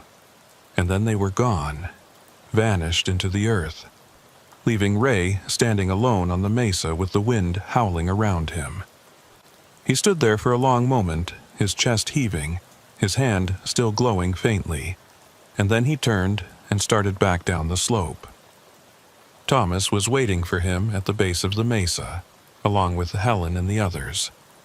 They looked exhausted, drained, but there was relief in their eyes. "Is it over?" Thomas asked. Ray nodded slowly. For now, they retreated, went back to wherever they came from, but they said they'd return. Helen stepped forward and examined Ray's hand, and he could see satisfaction in her weathered face. The cleansing worked. You are free of their mark, and you have become something they fear. But Officer Yazzie, you must understand that what they said is true. The old things are eternal, and they will always exist in the dark places of this world. Our victory today was not in destroying them, but in driving them back, in repairing the boundaries that keep them contained. Ray looked out across the mesa, at the distant shadow of Shiprock rising against the night sky. and he felt the weight of everything that had happened settle over him. He thought about Claire Atwood, recovering in the hospital, about Sandra Key and Emma Atcity, and all the others who had been taken, and he knew that their deaths hadn't been in vain. The old things had been pushed back, the boundaries had been restored, and for now, at least, people were safe. "What happens now?" he asked. Thomas put a hand on his shoulder. "Now we rebuild the cairns, we strengthen the protections, and we teach the next generation what we know. The fight against the old things is never truly over, but it can be managed, contained. And you, Officer Yazzie, you have a choice to make. You can return to your life, to your job with the police, and pretend that none of this ever happened. Or you can join us, become a guardian of the boundaries, and help ensure that the old things never break free again." Ray thought about Captain So, about the station and the reports, and the endless routine of police work. He thought about how he'd been threatened with losing his job just for investigating the truth, about how the department had refused to see what was really happening out here. And then he thought about the people gathered around him, these men and women who had risked their lives to fight something that most people would never believe existed. And he knew what his answer had to be. "I'll join you," he said. "But I'm not giving up my badge. I can do both. I can be a cop and a guardian. Maybe that's what this place needs, someone who can work in both worlds." Thomas smiled, a genuine smile this time, and nodded. "Then welcome, Ray Yazzie. We have much work ahead of us." They spent the rest of the night on the mesa, rebuilding the damaged cairns and performing ceremonies to strengthen the boundaries. As the sun began to rise, painting the desert in shades of orange and gold, Ray stood at the edge of the mesa and looked out across the landscape. He could feel the symbol on his palm, now just a faint scar but still warm with residual energy, and he knew that his life had changed forever. He was no longer just a police officer responding to calls and filing reports. He was a guardian, a protector of the boundaries between the world of light and the world of darkness, and that responsibility would stay with him for the rest of his life. 3 days later, Ray returned to duty at the tribal police station. Captain Tazo called him into his office, and Ray could see the concern on his captain's face. "Yazzie," So said, "I heard about what happened in Farmington, Dale Key's death. The reports say you and Thomas Begay were there, that you called it in." Ray nodded. "We were. We were following up on the Atwood case, and we found Key dead in his home. It looked like suicide, Captain. He'd been struggling with his daughter's disappearance for years, and I think it finally became too much for him." So studied him for a long moment, and Ray met his gaze steadily. Finally, So sighed and said, "The FBI is going to want to interview you about what you saw. They're treating it as a suspicious death. Are you prepared for that?" Ray nodded. "I am. I'll tell them everything I saw." So leaned back in his chair. "And the other stuff? The things you mentioned in your report about the canyon, about being attacked?" Ray chose his words carefully. "I think I was mistaken, Captain. I hit my head pretty hard, and in the stress of the moment, I misinterpreted what I was seeing. It was probably just shadows and adrenaline. I'm sorry for any confusion my report caused." So's expression softened slightly. "We all make mistakes, Yazzie. What matters is that you brought Claire Atwood back alive, and that's good police work. I'm reinstating you to full duty, but I want you to take it easy for a while. Stick to routine calls, nothing too stressful. Can you do that for me?" Ray nodded. "Yes, sir. Thank you, Captain." As he left Zoe's office, Ray felt a strange sense of peace. He was back on duty, back to being a cop, but he was also something more now. He was a guardian, and he knew that when the next call came in about someone missing in the Mesa country, he would be ready. He would know what to look for, how to read the signs, and how to fight back against the darkness that lurked in the spaces between. He stopped by the hospital that afternoon to check on Claire Atwood. She was sitting up in bed, looking much better than the last time he'd seen her, and she smiled when he walked into the room. "Officer Yazzie," she said, "I wanted to thank you. The doctors said if you hadn't found me when you did, I probably wouldn't have made it." Ray pulled up a chair and sat down. "I'm just glad you're okay. How are you feeling?" Claire touched the bandage on her head. "Better. The headaches are finally starting to fade, and the doctors say I should be able to go home in a few days. But Officer Yazzie, I've been having these dreams. About the Mesa, about something watching me out there. The doctors say it's just trauma, that it's my brain trying to process what happened, but it feels so real." Ray reached out and took her hand, and he could feel the faint warmth of the symbol on his palm, still there, still protecting. "Claire, I need you to listen to me. What you're feeling, those dreams, they're real. There's something out there on the Mesa, something old and dangerous. But it's been contained now, pushed back, and as long as you stay away from that place, you'll be safe. Do you understand?" Claire looked at him with wide eyes. "You're serious, aren't you? You really believe there's something out there?" Ray nodded. "I know there is.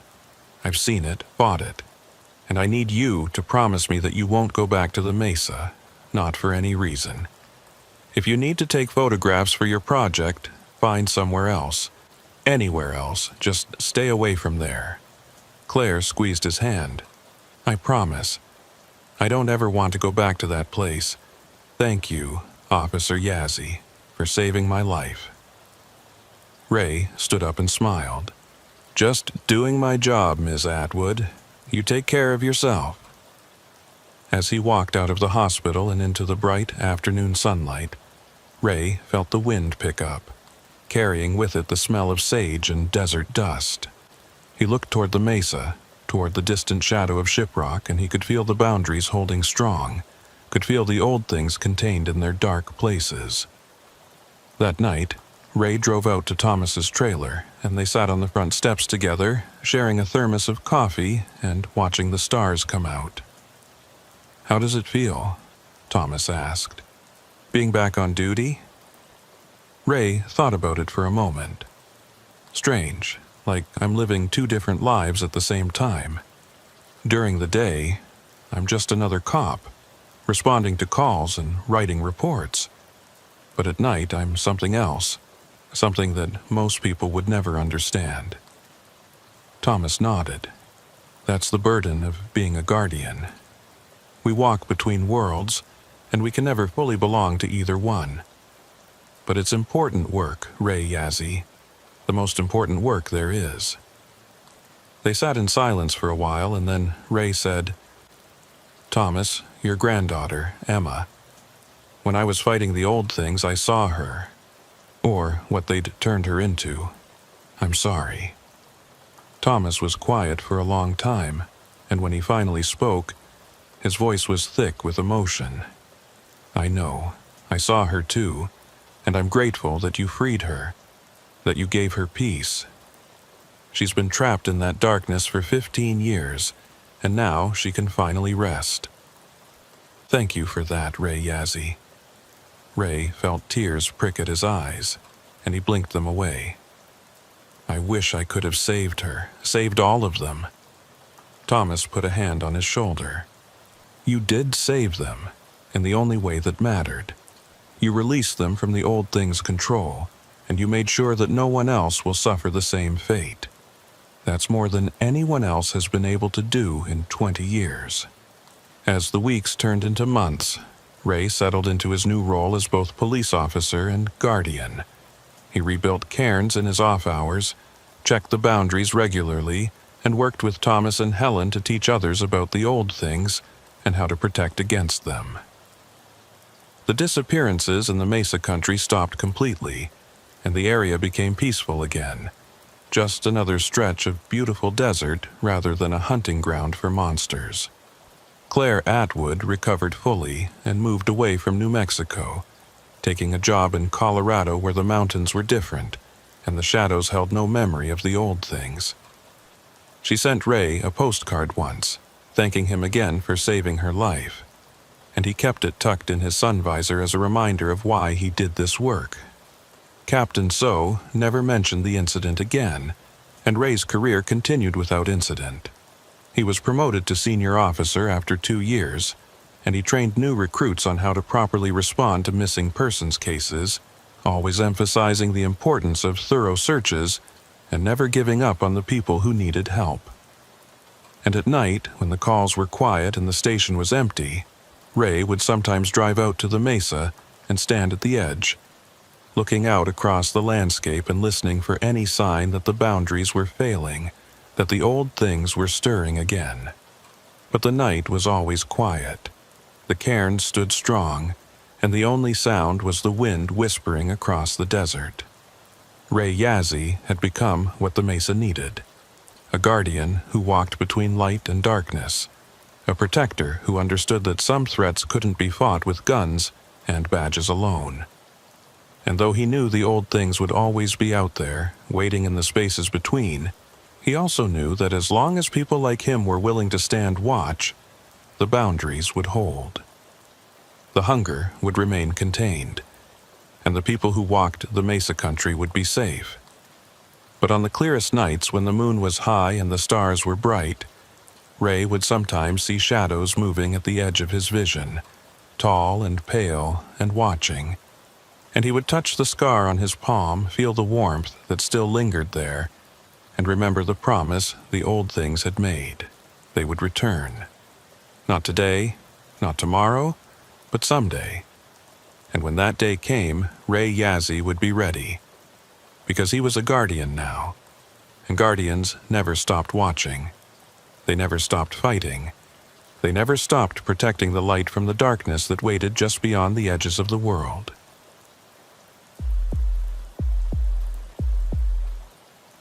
The call came through at 11:47 on a Tuesday night, the kind of call that Officer Jonas Nez had responded to 100 times before. A single vehicle accident, no injuries reported, location approximately 3 miles east of Shiprock on Route 64. The dispatcher, Evelyn Curley, had sounded tired when she'd relayed the information, her voice flat and professional despite the late hour. Jonas acknowledged the call, checked his location on the GPS mounted to his dashboard, and started driving east, his patrol unit's headlights cutting through the darkness. The road stretched out before him, empty and black, with the massive silhouette of Shiprock rising against the starlit sky to his left. Jonas had been with the Navajo tribal police for 12 years now, long enough to know these roads like the back of his hand, long enough to have seen just about every kind of accident the desert could produce. He'd grown up in Shiprock, spent his whole childhood running through these red rock canyons and learning the stories his grandmother told about the old days, about the sacred places and the dangerous places and the thin line between them. His grandmother had passed away 5 years ago, and Jonas still missed her voice, missed the way she could make even the most mundane story sound like an epic tale. She'd been the one who'd encouraged him to join the tribal police, told him that protecting the people was the highest calling a person could have, and Jonas had taken that responsibility seriously. He was good at his job, known for being thorough and calm under pressure, and he'd earned the respect of his fellow officers through years of solid, reliable work. But lately, something had been bothering him, a feeling he couldn't quite shake, like there was something moving just at the edge of his vision, something watching him whenever he drove these lonely roads at night. He reached the location the dispatcher had given him and slowed down, scanning the roadside for any sign of the accident. The highway was empty, no other vehicles in sight, and for a moment Jonas thought maybe it had been a false report, someone calling in an accident that hadn't actually happened. It wouldn't be the first time, but then his headlights caught something. A reflection off metal maybe 50 yards ahead, and he pulled over onto the shoulder and activated his light bar. The red and blue lights strobed across the landscape, illuminating a dirt access road that led down into an arroyo, and Jonas could see tire tracks in the sand, fresh ones that cut deep into the soft earth. He grabbed his flashlight, radioed his position to dispatch, and started down the access road on foot. The arroyo was maybe 30 feet wide, its banks steep and rocky, and Jonas could hear water running somewhere below, probably from the recent rain they'd had a few days back. The tire tracks led straight down the slope and disappeared over the edge, and when Jonas reached the lip of the arroyo and shone his flashlight down, he saw the vehicle. It was a silver sedan, probably a Honda or Toyota, and it was sitting nose down in the shallow stream at the bottom of the arroyo, its rear wheels still on dry ground, but its front end partially submerged. The driver's side door was hanging open, and Jonas could see the interior lights were still on, casting a weak yellow glow across the water. He keyed his radio and updated dispatch. Unit 47, I've got a visual on the vehicle. Silver sedan, partial submersion in the arroyo. No sign of the driver yet. I'm going down to investigate. Evelyn's voice crackled back, professional as always. Copy that, 47. Be careful down there. Jonas clipped the radio back onto his belt and started down the slope, his boots sliding on the loose gravel. The descent was steep and treacherous, and he had to use his free hand to grab onto rocks and scrub brush to keep his balance. By the time he reached the bottom, his uniform was covered in dust and his heart was pounding from the exertion. He approached the vehicle carefully, his flashlight sweeping across the scene.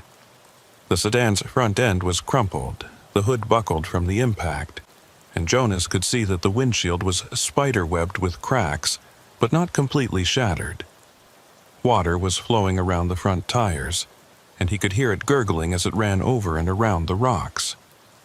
Jonas reached the driver's side door and shone his light inside, expecting to find someone injured or unconscious behind the wheel.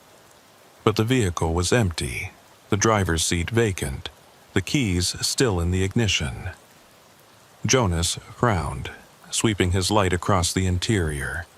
There was a purse on the passenger seat, a cell phone in the cup holder, and a half-empty bottle of water in the door pocket.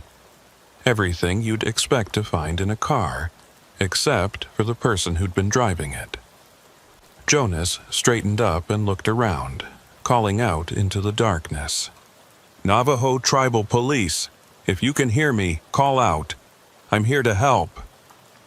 His voice echoed off the arroyo walls, but there was no response, just the sound of running water and the distant hum of his patrol unit's engine up on the highway. He walked around the vehicle, checking for any sign of where the driver might have gone. There were no footprints leading away from the sedan, no blood on the seats or the steering wheel, nothing to indicate that anyone had been injured in the crash. It was as if the driver had simply vanished into thin air. Jonas pulled out his radio again and called it in. Dispatch, vehicle is empty. No sign of the driver.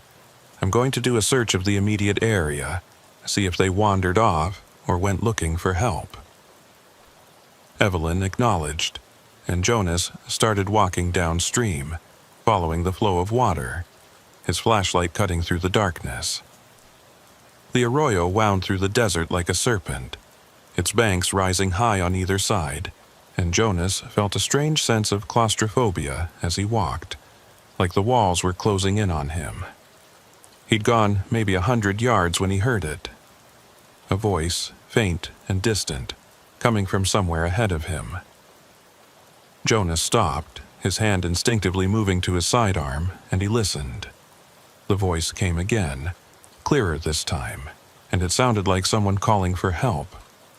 Jonas quickened his pace, splashing through the shallow water, his flashlight beam bouncing across the rocks. "I'm coming," he shouted. "Hold on, I'm almost there." The voice called out again, and Jonas could make out words now, though they were distorted, like someone speaking through a bad phone connection. "Help me, please, I'm stuck." Jonas rounded a bend in the arroyo and stopped dead in his tracks, his flashlight illuminating an empty stretch of sand and rock. There was no one there, no one calling for help, no one injured, just the sound of water and wind and the voice still echoing off the walls. Jonas felt a chill run down his spine that had nothing to do with the cold night air. He swept his flashlight back and forth, searching for any sign of movement, but the arroyo was empty. "Hello?" he called out, his voice uncertain now. "Is someone there?" The voice answered him, but this time it was closer. So close it sounded like it was coming from right behind him. "I'm here. Help me." Jonas spun around, his heart hammering in his chest, and his flashlight beam caught nothing but shadow and stone. He backed up against the arroyo wall, his hand on his weapon now, every instinct screaming at him that something was very wrong. The voice came again, and this time Jonas realized with sick certainty that it wasn't coming from ahead of him or behind him. It was coming from below him, from the water itself. He looked down at the stream flowing around his boots, and that's when he saw it. A face, pale and distorted, rippling in the water like a reflection, but there was nothing above the water to cast such a reflection. The face was looking up at him, its mouth moving, forming words that Jonas could hear but couldn't quite understand. Jonas stumbled backward, away from the water, and the face vanished, dissolving into the current. His radio crackled to life, Evelyn's voice cutting through the silence. 4-7, what's your status? Are you okay? Jonas grabbed his radio with a shaking hand and tried to steady his voice. I'm fine, dispatch. Still searching for the driver. I thought I heard something, but it was probably just the wind." There was a pause, and then Evelyn said, "Copy that. Let me know when you're clear." Jonas clipped the radio back onto his belt and took a deep breath, trying to calm his racing heart. He'd been on the job for 12 years, had dealt with drunk drivers and domestic violence and every other kind of human ugliness. But he'd never experienced anything like this. He'd never heard voices where there was no one to speak them, never seen faces in water that shouldn't be there. He wanted to chalk it up to exhaustion, to the late hour and the stress of the job, but he knew better. His grandmother had told him stories about places like this, about arroyos where the dead wandered and spirits whispered to the living. He'd always thought they were just stories, cautionary tales meant to keep children from wandering too far from home. But standing here in the darkness with the sound of that voice, say, still echoing in his ears, Jonas wasn't so sure anymore. He forced himself to keep moving, to continue the search, because that's what a good officer did. You didn't abandon your duty just because you were scared. He walked further downstream, his flashlight sweeping back and forth, and after another 50 yards he found something that made him stop. There, carved into the rock face of the arroyo wall, were symbols. They looked old, weathered by years of wind and rain, but Jonas could still make them out clearly in the beam of his flashlight. They were circular designs, spirals and lines that seemed to form some kind of pattern, and Jonas recognized them immediately. They were Navajo symbols, the kind his grandmother had shown him in her books, the kind that were meant to protect against evil spirits and mark sacred boundaries. Jonas reached out and touched one of the symbols, tracing the lines with his finger, and as he did, he felt a strange warmth emanating from the rock, like the stone itself was alive. The voice came again, but this time it was different. Instead of calling for help, it was speaking his name. Jonas, Jonas Nez. Jonas jerked his hand away from the symbol and spun around, his weapon drawn now, his flashlight cutting through the darkness. "Who's there? Identify yourself!" The voice laughed, a sound that made his blood run cold, and then it said, "You know who I am, Jonas. You've always known." Jonas felt his mouth go dry, because he did recognize the voice now. Recognized it in a way that made his skin crawl and his heart sink. It was the voice of Daniel Gorman, a former tribal police officer who had disappeared 7 years ago while on patrol in this exact area. Jonas had been a rookie then, fresh out of the academy, and Daniel had been one of his training officers, a good cop with 20 years on the job and a reputation for being thorough and fair. Daniel had vanished without a trace one night. His patrol unit found abandoned on Route 64 with the door hanging open and the engine still running. The investigation had turned up nothing. No evidence of foul play, no body, no clues about what had happened to him. Eventually, the case had been closed, marked as a missing persons cold case, and life had moved on. But Jonas had never forgotten Daniel, had never forgotten the way the older officer had taken him under his wing and taught him what it meant to be a tribal cop. And now, standing in this dark arroyo with Daniel's voice echoing off the walls, Jonas felt a mix of fear and hope that he couldn't quite process. "Daniel?" he called out, his voice shaking. "Daniel, is that you?" The voice answered, still coming from everywhere and nowhere at once. "I'm here, Jonas. I've been here all along, waiting for someone to find me. But you need to listen very carefully. You need to get out of this arroyo right now. You need to go back to your vehicle and leave this place and never come back." Jonas felt his hands trembling, the flashlight beam shaking as he tried to aim it toward the source of the voice. "What happened to you, Daniel? Where are you? I can help you. Just tell me where." The voice cut him off, urgent now, almost desperate. "You can't help me, Jonas. No one can. But you can save yourself. Get out of here now, before they come." Jonas felt ice run through his veins. "Before who comes? Daniel, talk to me. What's going on?" But the voice didn't answer. And instead, Jonas heard something else, something that made every hair on his body stand on end. It was the sound of footsteps, dozens of them, echoing through the arroyo from somewhere downstream. They were getting closer, moving fast, and Jonas could hear voices now, multiple voices, all speaking at once in a language he didn't understand. Jonas started backing up, his weapon still drawn, his flashlight swinging wildly as he tried to see what was coming. The footsteps grew louder, the voices rising to a cacophony, and Jonas turned and ran. He splashed through the water, his boots slipping on the wet rocks, and he could hear the footsteps behind him now, so close he could almost feel breath on the back of his neck. He ran with everything he had, his lungs burning, his legs pumping, and when he reached the spot where the silver sedan sat half submerged in the stream, he didn't stop. He scrambled up the slope, his hands grabbing at rocks and dirt, pulling himself up toward the highway.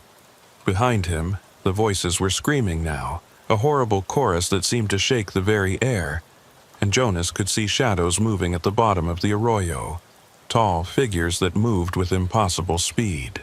He reached the top of the slope and stumbled onto the highway, his chest heaving, and he looked back down into the arroyo one last time. The shadows were gone. The voices were silent.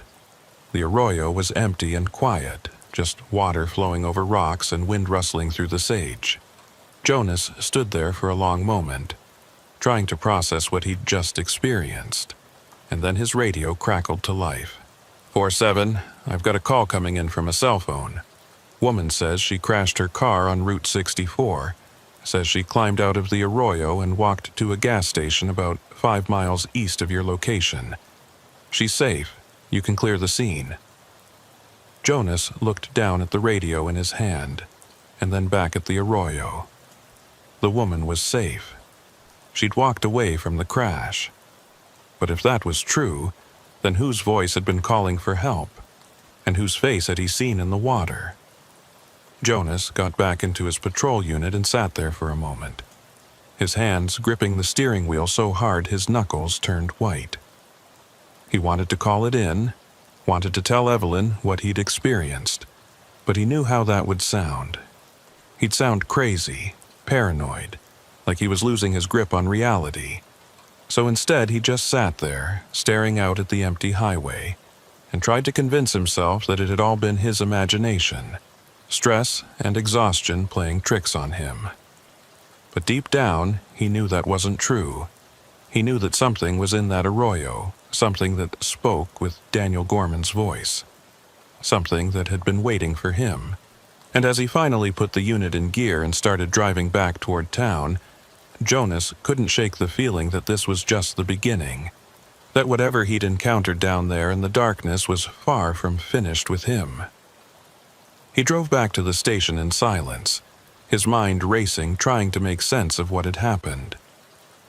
When he pulled into the parking lot, he sat in his unit for a few minutes, composing himself, making sure his hands had stopped shaking. Then he went inside and found Evelyn sitting at the dispatch desk, her eyes tired but alert. She looked up as he came in and said, "Everything okay? You look like you've seen a ghost." Jonas forced a smile and said, "Just a long night. The woman who crashed her car, she's okay?" Evelyn nodded. "Yeah, she walked away without a scratch. Lucky, considering how far down that arroyo goes. She's at the hospital now getting checked out, but she should be fine. You want me to send someone to tow the vehicle?" Jonas nodded. "Yeah, get a tow truck out there first thing in the morning. No rush. It's not blocking traffic." Evelyn made a note and then looked back at him. "You sure you're okay? You look pale." Jonas rubbed his face with both hands, feeling the stubble on his jaw, feeling the exhaustion in his bones. "I'm fine. Just need some coffee and a few hours of sleep. It's been one of those nights." Evelyn gave him a sympathetic look and said, "Tell me about it. I've got 3 more hours on this shift and I'm already counting down the minutes. Go home, Jonas. Get some rest." Jonas thanked her and headed out to his vehicle.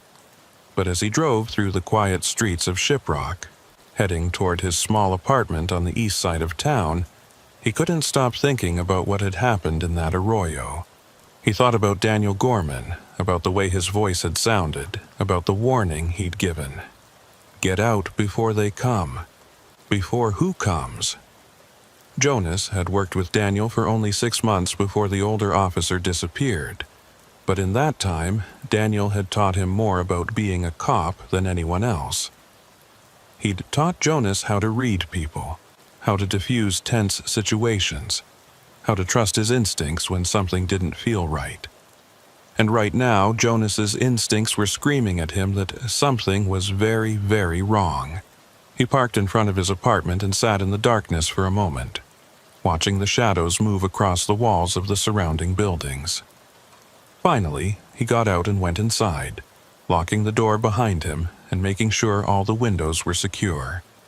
He didn't know why he felt the need to check, didn't know what he thought he was protecting himself from, but he did it anyway. Jonas took a long hot shower, trying to wash away the dust and the fear, and then he made himself a cup of coffee and sat down at his kitchen table with his laptop. He opened a browser and started searching for information about Daniel Gorman's disappearance, reading through old news articles and police reports that he'd seen a dozen times before. The story was always the same. Daniel had been on routine patrol, had radioed in that he was stopping to investigate something on Route 64, and then he'd gone silent.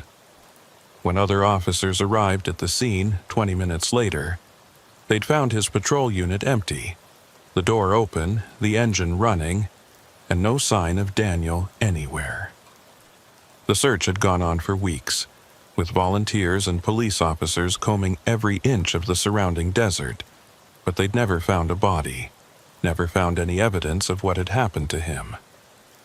Jonas leaned back in his chair and stared at the ceiling, trying to think. If Daniel was dead, if his body was somewhere in that arroyo, then what Jonas had heard tonight could have been just an echo, a remnant of Daniel's final moments somehow trapped in that place. His grandmother had told him about such things, about how violent or traumatic deaths could leave impressions on the land, like recordings that played over and over. But if that was true, then why had Daniel's voice warned him? Why had it told him to leave before they came? Jonas rubbed his eyes and drained the rest of his coffee, feeling the caffeine do little to combat his exhaustion. He needed to sleep, needed to clear his head, but he knew that wasn't going to happen anytime soon. He closed his laptop and stood up, walking over to the small bookshelf in his living room where he kept a few of his grandmother's things. There was a photo of her, taken when she was younger, her face strong and proud, and next to it was a leather-bound journal that she'd kept for most of her life. Jonas had inherited it after she passed away, and he'd read through it once, finding page after page of stories and wisdom written in her careful handwriting. Now he pulled the journal from the shelf and sat back down at the table, flipping through the pages until he found what he was looking for. It was a section about the arroyos near Shiprock, about places where the veil between worlds was thin, where spirits walked, and the dead sometimes spoke to the living. His grandmother's handwriting was neat and precise, and Jonas could almost hear her voice as he read the words. There are places in our land where death is not final, where the spirits of those who died violently or tragically cannot find peace. These places are dangerous, not because the spirits wish us harm, but because their pain and confusion can draw us into their world. If you hear voices in the arroyo, do not answer them. If you see faces in the water, do not look too long.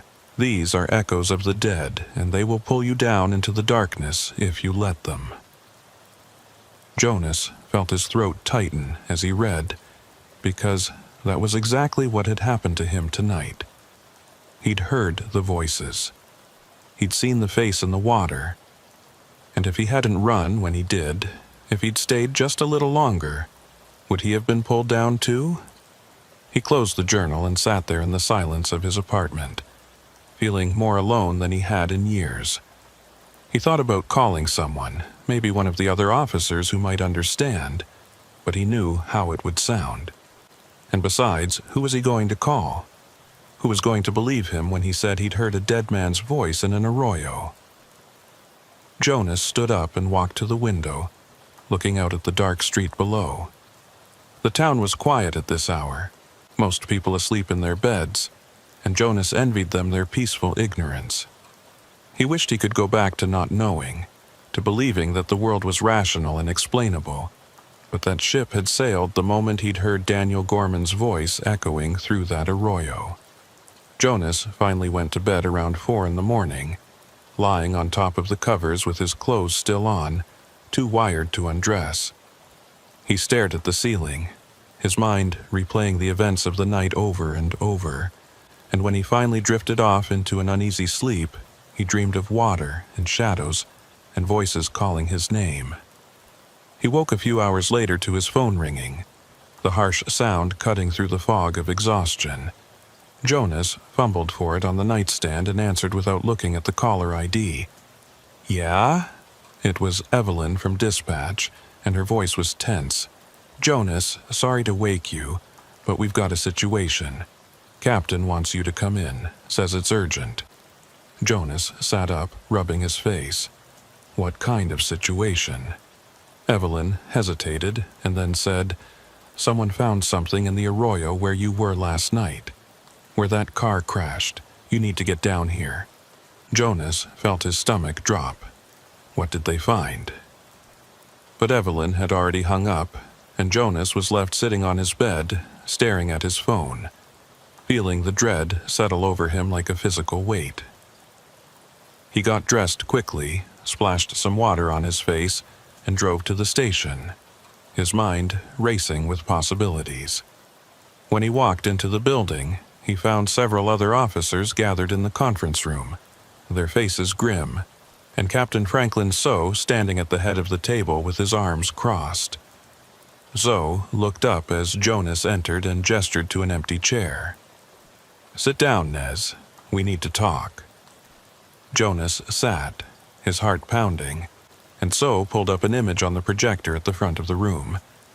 It was a photograph taken from above, probably from a drone, showing the arroyo where Jonas had been the night before. And there, at the bottom of the arroyo near where the silver sedan had crashed, was something that made Jonas's blood run cold. It was a body, partially buried in the sand, one arm reaching up as if the person had been trying to claw their way out. So's voice was heavy when he spoke. Maintenance crew found it this morning when they went to tow the vehicle. They called it in immediately. We're running identification now, but based on the condition of the remains, the coroner estimates it's been there for several years. Jonas stared at the image on the screen, his mind reeling. Several years. You think it could be... Zoe nodded slowly.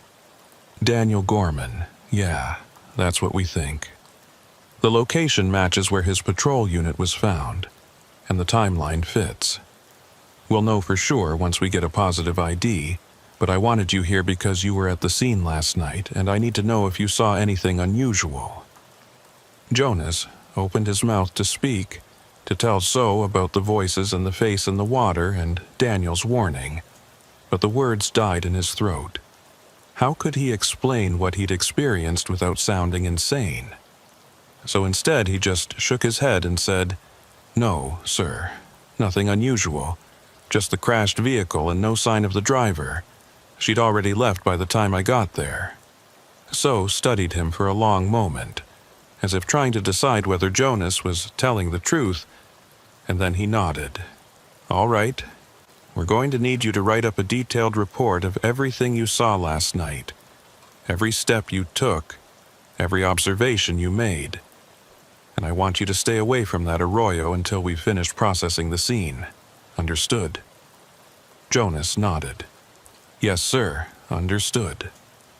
As the meeting broke up and the other officers filed out, Jonas sat there for a moment staring at the image on the screen. Daniel Gorman's body, buried in the sand for 7 years, found less than 24 hours after Jonas had heard his voice calling out for help. It couldn't be a coincidence. It couldn't be random chance. Daniel's spirit had been trying to tell him something, trying to warn him about something. And Jonas knew with absolute certainty that this wasn't over. Whatever was in that arroyo, whatever had killed Daniel and kept his body hidden for all these years, it was still there. And now that Jonas had heard its voices and seen its faces, he had a feeling it wasn't going to let him go easily. Jonas spent the rest of that day at the station, typing up his report and trying to keep his hands from shaking every time he thought about what he'd experienced in the arroyo. He wrote down everything he could remember about the accident scene, the empty vehicle, the search pattern he'd followed downstream, but he left out the voices and the face in the water, and Daniel Gorman's warning. Those details stayed locked in his mind, too dangerous to share, too impossible to explain. By the time he finished the report and sent it to Captain So, it was almost 6 in the evening, and Jonas felt like he'd been awake for days. He grabbed his jacket and headed for the parking lot, but before he could reach his unit, Evelyn caught up with him, her expression troubled. "Jonas, wait. I need to talk to you." Jonas stopped, turning to face her. Evelyn Curley was in her mid-40s, a single mother of 2 who'd been working dispatch for the tribal police for almost 20 years. She was good at her job, unflappable under pressure, and Jonas had always respected her professionalism. But right now, she looked worried, her dark eyes searching his face. "What is it?" Jonas asked. Evelyn glanced around to make sure they were alone, and then she said quietly, "I heard something on the radio last night. When you were down in that arroyo, it came through on your channel, but it wasn't your voice." Jonas felt his stomach tighten. "What do you mean? What did you hear?"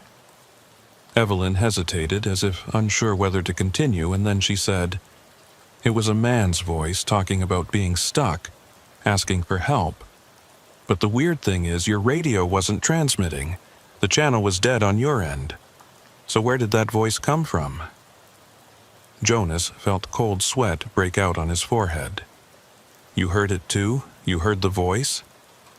Evelyn nodded slowly. I did. And Jonas, I recognized it. It sounded like Daniel Gorman. I worked dispatch when he went missing, and I remember his voice. It was him, I'm sure of it. Jonas looked away, his mind racing. So it hadn't been his imagination. Evelyn had heard it too.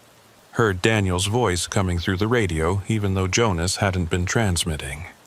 That meant it was real, or at least real enough that two people had experienced it. Did you tell Captain so? Jonas asked. Evelyn shook her head. No. I wasn't sure if I should. I mean, how do you explain something like that? But after they found the body this morning, I started thinking maybe it wasn't a coincidence. Maybe Daniel was trying to tell us something. Jonas met her gaze and saw the same fear and confusion he was feeling reflected in her eyes. Evelyn, I need to tell you something. Last night, when I was in that arroyo, I heard more than just that one voice. I heard Daniel speaking to me directly, telling me to get out, warning me that something was coming, and I saw... He paused, trying to find the words. I saw a face in the water. It was looking up at me, moving its mouth, speaking. And then there were footsteps, dozens of them, and shadows moving toward me. I ran because I thought if I stayed down there one more second, I was going to end up like Daniel. Evelyn's face went pale. Oh my God, Jonas. You need to report this. You need to tell Captain So what you experienced. Jonas shook his head. I can't. He'll think I'm losing my mind. He'll pull me off duty, send me for a psych eval. And besides, what good would it do? They found Daniel's body. The case is closed. What am I supposed to say? That I think there's something supernatural in that arroyo? That Daniel's ghost warned me about it? Evelyn was quiet for a moment, and then she said, My grandmother used to tell stories about that arroyo. She said it was a bad place. The people who went down there sometimes didn't come back. She said there were things living in the water, old things that fed on the lost and the lonely.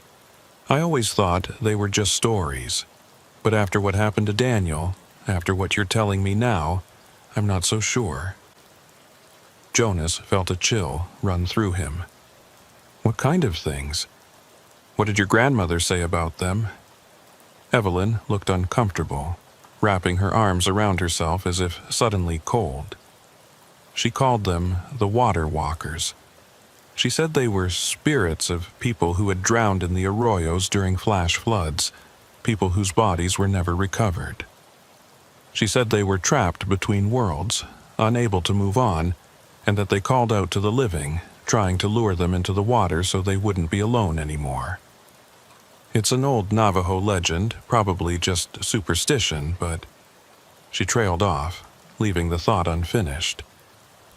Jonas rubbed his face with both hands, feeling the weight of exhaustion and fear pressing down on him. I don't know what to believe anymore, Evelyn. All I know is that something is wrong with that arroyo, and I have a feeling this isn't over. Evelyn reached out and squeezed his arm. Be careful, Jonas. If my grandmother's stories are true, if the water walkers are real, then you're in danger.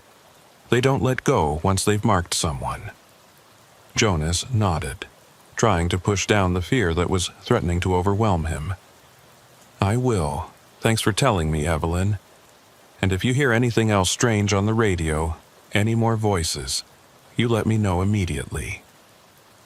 Evelyn promised she would, and Jonas got into his unit and drove home, his mind churning with everything he'd learned. Water walkers, spirits trapped between worlds. It sounded like something out of a nightmare, but after what he'd experienced last night, Jonas couldn't dismiss it as mere superstition. Something was in that arroyo, something that had killed Daniel Gorman and hidden his body for 7 years, and now it had turned its attention to Jonas. He spent the evening at home, trying to distract himself with television and research.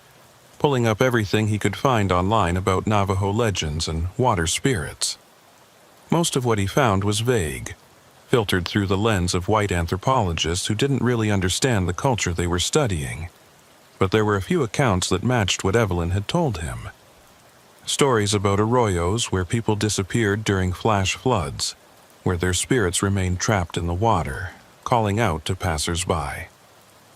The accounts described them as vengeful or desperate, depending on the source, but they all agreed on one thing. Once the water walkers marked you, once they learned your name, they would pursue you until they claimed you or until you found a way to release them. Jonas closed his laptop and sat in the darkness of his living room, staring at the ceiling. Release them. That was the key, according to the stories. The water walkers could only be freed if their bodies were found and properly buried, if the rituals were performed that would allow their spirits to move on.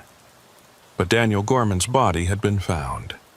It was at the medical examiner's office right now, being processed and prepared for burial.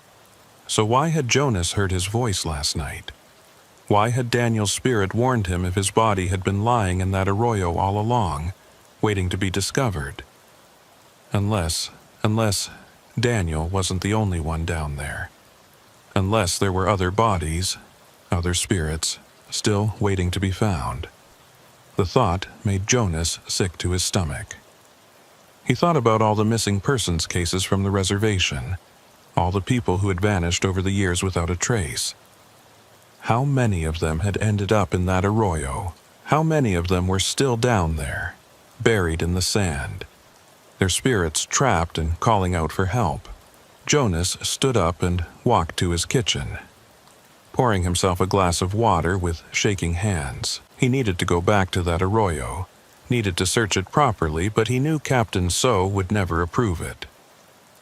The scene was being processed as a potential crime scene now, and Jonas had been ordered to stay away. But if he didn't go back, if he didn't try to find the other bodies, then the water walkers would keep calling to him, keep trying to lure him down into the darkness. Jonas made a decision. He would wait until the investigation was officially closed, until the scene was released, and then he would go back to the arroyo on his own time. He would search every inch of it, and if there were more bodies buried there, he would find them. It was the only way to put the spirits to rest, the only way to stop the voices. Jonas finished his water and went to bed, but sleep was a long time coming. When it finally did, his dreams were full of dark water and pale faces, and voices calling his name over and over until he woke up gasping for air, his sheets soaked with sweat. He looked at the clock and saw it was only 3 a.m. He lay there in the darkness, listening to the sound of his own breathing, and tried to convince himself that everything was going to be okay, but deep down, he knew it wasn't. The next few days passed in a blur of routine police work and mounting anxiety. Jonas responded to calls, wrote reports, and tried to act like everything was normal, but he could feel the weight of what he'd experienced pressing down on him constantly. Captain So announced that the medical examiner had positively identified the body found in the arroyo as Daniel Gorman, and the department held a small memorial service for their fallen colleague. Jonas attended, standing in the back of the room and listening to people talk about Daniel's years of service, his dedication to the community, his tragic disappearance. But all Jonas could think about was Daniel's voice in the arroyo, the warning he'd given, the desperate tone that suggested he was still in pain even after death. After the service, Jonas approached Captain So and asked when the arroyo would be released from the investigation. So gave him a curious look and said, "We're still processing evidence, but it should be cleared by the end of the week. Why do you ask?" Jonas shrugged, trying to appear casual. "Just curious. I was the first one on scene and I want to make sure everything was handled properly." So nodded slowly. It was. The crime scene techs did a thorough job. "But Nez, I want to ask you something. Are you doing okay? You've seemed distracted lately. And after what you went through finding that scene, I just want to make sure you're handling it all right." Jonas forced a smile. "I'm fine, Captain. Just tired. It's been a rough week." So studied him for a moment longer, and then he clapped Jonas on the shoulder. "Take care of yourself. And if you need to talk to someone, we have counselors available. No shame in using them." Jonas thanked him and left, but he had no intention of talking to a counselor. How could he explain to a therapist that he was being haunted by the spirit of a dead police officer? That he heard voices in the water and saw faces that shouldn't exist? They'd put him on administrative leave faster than he could blink. No, Jonas had to handle this on his own. Had to figure out what was happening and put a stop to it before it consumed him. That night, Jonas couldn't sleep. He lay in bed staring at the ceiling, and around midnight he heard it. A voice, faint and distant, calling his name. "Jonas! Jonas Nez!" Jonas sat up, his heart pounding, and the voice came again, clearer this time. It was coming from outside, from somewhere beyond his apartment window. Jonas got out of bed and walked to the window, pulling back the curtain. The street below was empty, bathed in the orange glow of streetlights, but he could still hear the voice. "Jonas, come to the water. We're waiting for you." Jonas felt his hands start to shake. They were here. The water walkers had followed him home, had tracked him to his apartment. He backed away from the window, his breath coming in short gasps, and the voice grew louder, more insistent.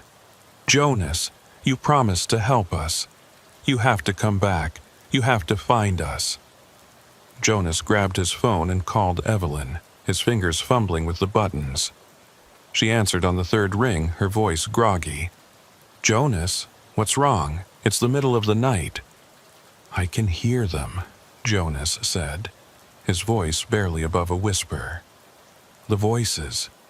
They're outside my apartment. They're calling to me, Evelyn. They won't stop."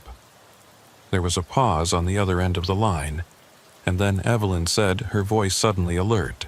"Listen to me, Jonas. Do not go outside. Do you understand? Do not answer them. Do not acknowledge them. You need to protect yourself. Do you have any sage? Any cedar?" Jonas looked around his apartment wildly. I don't know. Maybe in my grandmother's things." Evelyn's voice was firm, commanding. "Find it. Burn it. The smoke will keep them away, at least temporarily, and then you need to call someone who knows about these things, someone who can help you. I'll give you a name, someone my grandmother used to go to when she needed spiritual help. His name is Thomas Begay, and he lives on the east side of town. Call him first thing in the morning." Jonas nodded, even though Evelyn couldn't see him. Okay, I'll do that. Thank you, Evelyn." He hung up and went to the small box of his grandmother's belongings, rummaging through it until he found a bundle of dried sage wrapped in red cloth. His hands were shaking so badly he could barely hold it, but he managed to light it with a match, and the sharp, cleansing scent filled his apartment. The voices outside grew fainter, receding into the distance, and Jonas sank down onto his couch, clutching the smoldering sage bundle like a lifeline. He sat there for the rest of the night, burning sage and watching the window, waiting for the voices to return. But they didn't, and when the sun finally rose, Jonas felt a small measure of relief wash over him. He called in sick to work, something he rarely did, and then he pulled up the phone number for Thomas Begay that Evelyn had given him. The phone rang several times before an elderly man answered, his voice gravelly with age. "Yes?"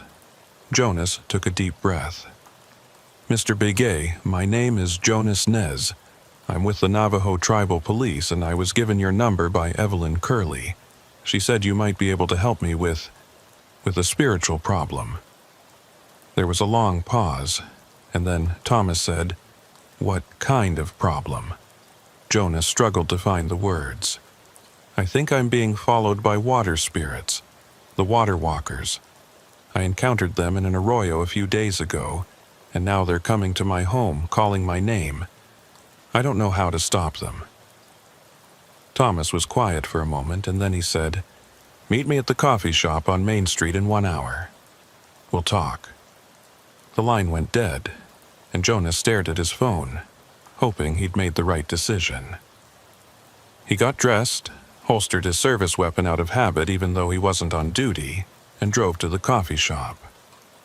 Thomas Begay was already there when Jonas arrived, sitting in a booth near the back. He was older than Jonas had expected, probably in his 70s, with long gray hair pulled back in a ponytail and deep lines etched into his weathered face. His eyes were sharp and knowing, and as Jonas sat down across from him, Thomas studied him with an intensity that made Jonas feel exposed. "Tell me everything," Thomas said. "Start from the beginning, and don't leave anything out." So Jonas did. He told Thomas about responding to the accident call, about finding the empty vehicle in the arroyo, about hearing Daniel Gorman's voice and seeing the face in the water. He told him about the footsteps and the shadows, about running for his life, about the body being found the next day. And he told him about the voices coming to his apartment in the middle of the night, about how they wouldn't stop calling his name. When he finished, Thomas sat back and nodded slowly, as if everything Jonas had said confirmed something he'd already suspected. "You're marked," Thomas said quietly. "The water walkers have chosen you, and they won't let go until you fulfill what they need. They called out to you because they sensed that you could help them, that you had the strength and the will to do what needs to be done." Jonas felt a surge of frustration. Help them how? Daniel Gorman's body has been found. He can be buried properly now. So why are they still coming after me? Thomas shook his head. "Because Daniel isn't the only one down there. That arroyo has been claiming people for decades, maybe longer. Their bodies are still buried in the sand, their spirits trapped in the water, unable to move on. They reached out to you because you're a police officer, because finding the lost is your job. They want you to find them all, to bring them home so they can finally rest." Jonas felt his stomach drop. "All of them? How many are we talking about?" Thomas's expression was grim. "I don't know. 10, 20, maybe more. That arroyo is a cursed place, Officer Nez. It always has been. The old people knew to stay away from it, but over the years that knowledge has been forgotten. And now the spirits are desperate, crying out to anyone who will listen." Jonas ran his hands through his hair, feeling overwhelmed. "I can't do this alone. I'd need equipment, manpower, permission from the department. Captain Zoe would never approve a search based on what? Ghost stories?"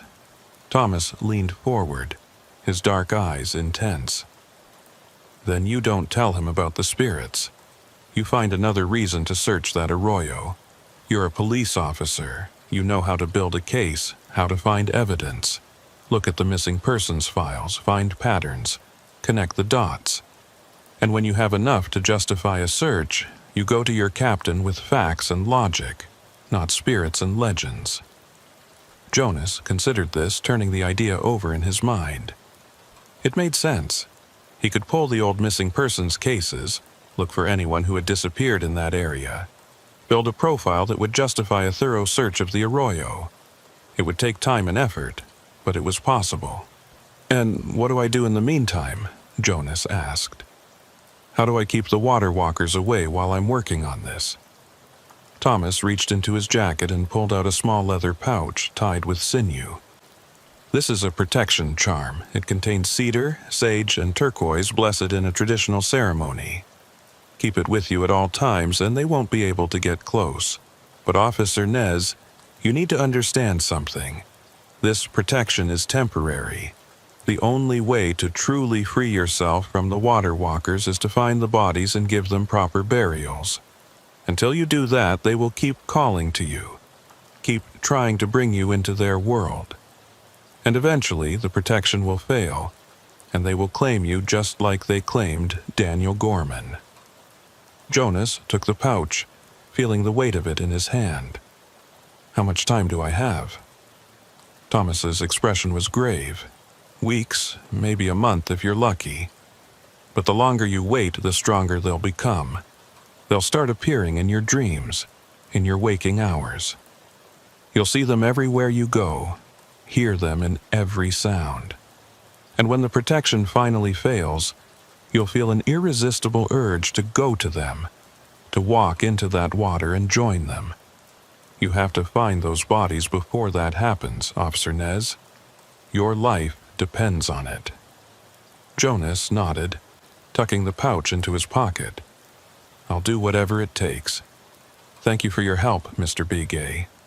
Thomas stood up, preparing to leave, but then he paused and said, One more thing. When you do find the bodies, when you bring them up from that arroyo, you need to perform the proper ceremonies. I can help you with that, but it's important. If you don't release their spirits the right way, they'll just remain trapped, and all of this will have been for nothing. Jonas promised he would, and Thomas left, disappearing into the morning sunlight. Jonas sat there for a few more minutes, his coffee growing cold, and then he stood up and headed back to his apartment. He had work to do. He spent the rest of the day at his kitchen table, his laptop open, pulling up every missing persons case from the past 30 years that had any connection to the Route 64 corridor. There were more than he'd expected. Dozens of people who had vanished without a trace in that area. Some were locals, some were tourists, some were drifters passing through. But the pattern was clear. People went missing near that arroyo, and they were never found. Jonas made a spreadsheet, documenting names, dates, last known locations, and circumstances of disappearance. He cross-referenced weather reports, looking for flash flood events that might have swept people into the arroyo, and he found several that matched. By the time the sun set, Jonas had a list of 23 people who had disappeared in the vicinity of the arroyo over the past 3 decades. 23 people whose bodies might still be buried in that sand, whose spirits might be trapped in that water. It was more than enough to justify a comprehensive search, more than enough to convince Captain So that there was a serious problem that needed to be addressed. Jonas saved his work and closed his laptop, feeling both exhausted and energized. He had a plan now, a way forward, and for the first time since he'd heard Daniel Gorman's voice in the arroyo, Jonas felt like he had some measure of control over the situation.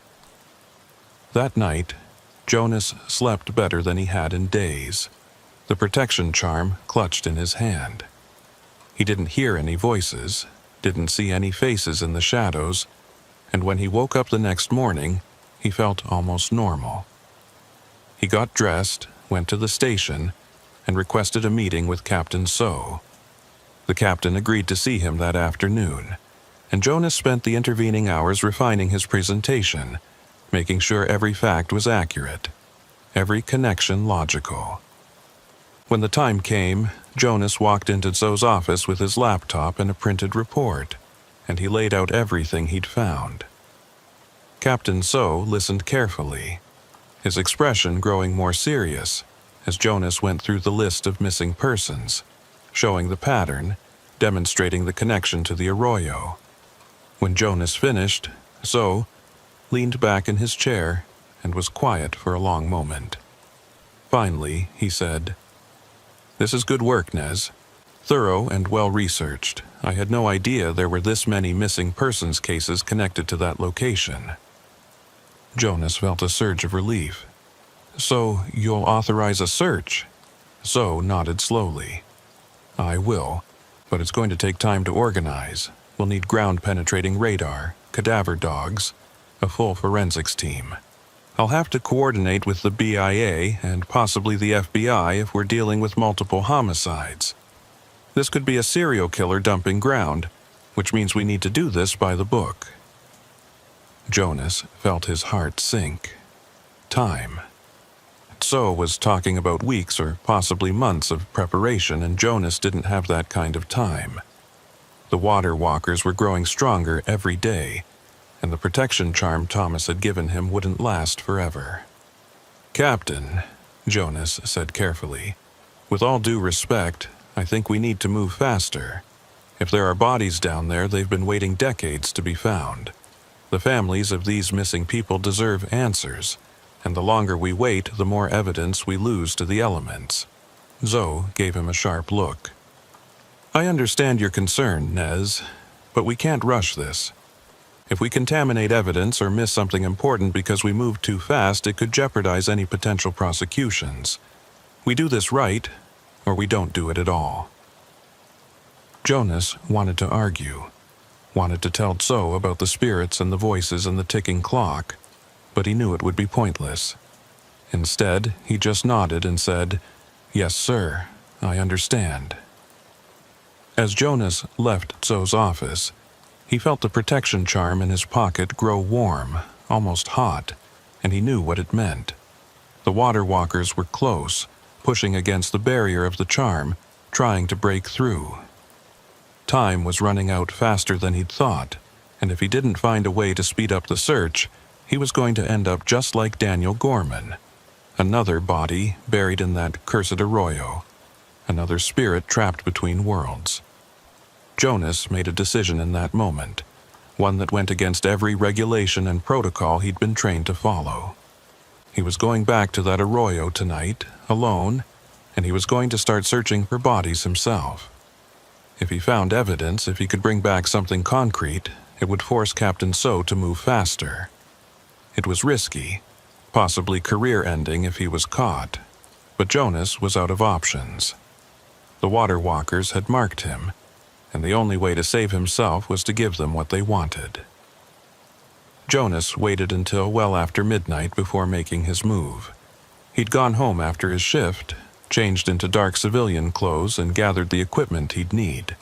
A high-powered flashlight, a small folding shovel he kept in his truck, evidence bags, his service weapon, and the protection charm Thomas Begay had given him. The charm was hot now, almost burning against his chest where he'd hung it on a cord around his neck, and Jonas knew that meant the water walkers were close, pressing against the barrier, waiting for their chance. He drove to the arroyo without using his patrol unit, taking his personal truck instead, and he parked it a quarter-mile down the road so no one would spot it if they happened to drive by. The walk to the arroyo was dark and quiet, with only the stars and a sliver of moon to light his way. As Jonas approached the edge of the arroyo, he could hear the water flowing below. That same soft gurgling sound he'd heard the night he'd found Daniel Gorman's voice. The protection charm burned hotter, and Jonas had to adjust it so it wasn't directly against his skin. He stood at the top of the slope and looked down into the darkness, and for a moment his courage almost failed him. Everything in his body was screaming at him to turn around, to get back in his truck and drive away and never come back. But he thought about the 23 names on his list, about the families who had spent years wondering what had happened to their loved ones, and he forced himself to start down the slope. His boots slipped on the loose gravel, and he had to use his hands to steady himself. But eventually, he reached the bottom of the arroyo and stood there in the shallow stream, the water flowing around his ankles. The arroyo was different at night, transformed by darkness into something alien and threatening. The walls rose up on either side of him like the ribs of some massive creature, and the sound of the water seemed louder, more insistent. Jonas turned on his flashlight and started walking upstream, away from where Daniel's body had been found, sweeping the beam back and forth across the sand and rocks. He was looking for any sign of disturbance in the ground, any indication that something, or someone, might be buried beneath the surface. He'd gone maybe 50 yards when he heard the first voice. It was soft, almost a whisper, coming from somewhere behind him. "Jonas, you came back." Jonas stopped, his hand moving instinctively to his weapon, but he forced himself not to turn around. Thomas had told him not to engage with the spirits, not to acknowledge them directly unless absolutely necessary. He kept walking, his flashlight beam cutting through the darkness, and the voice came again, closer now. "Jonas, we've been waiting. We knew you would come." Jonas felt sweat break out on his forehead despite the cool night air. The protection charm was burning like fire against his chest, and he could feel it working, could feel the barrier it created pushing back against the spirits that wanted to draw him in. He focused on his task, scanning the ground, looking for anything that might indicate a burial site. The arroyo was littered with debris from past floods, branches, pieces of trash, chunks of rock, and it was hard to distinguish between natural formations and signs of human activity. But Jonas had been trained to notice details, to see patterns where others saw only chaos, and after another 20 minutes of searching, he found something that made him stop. There, near the base of the arroyo wall, was a section of sand that looked different from the surrounding area. It was slightly depressed, as if something beneath it had settled or compacted over time, and when Jonas knelt down and ran his hand across the surface, he could feel that the sand was looser, less packed than it should be. His heart began to pound as he pulled out the folding shovel and started to dig. The sand came away easily at first, loose and dry, but as he went deeper it became damp and heavy. Jonas worked methodically, carefully removing layers of sand and setting them aside, and after about 10 minutes his shovel struck something that wasn't rock. It was fabric, dark and rotted, and Jonas's breath caught in his throat. He set the shovel aside and used his hands, brushing away the sand with careful movements, and slowly a shape began to emerge. It was a body, or what was left of one.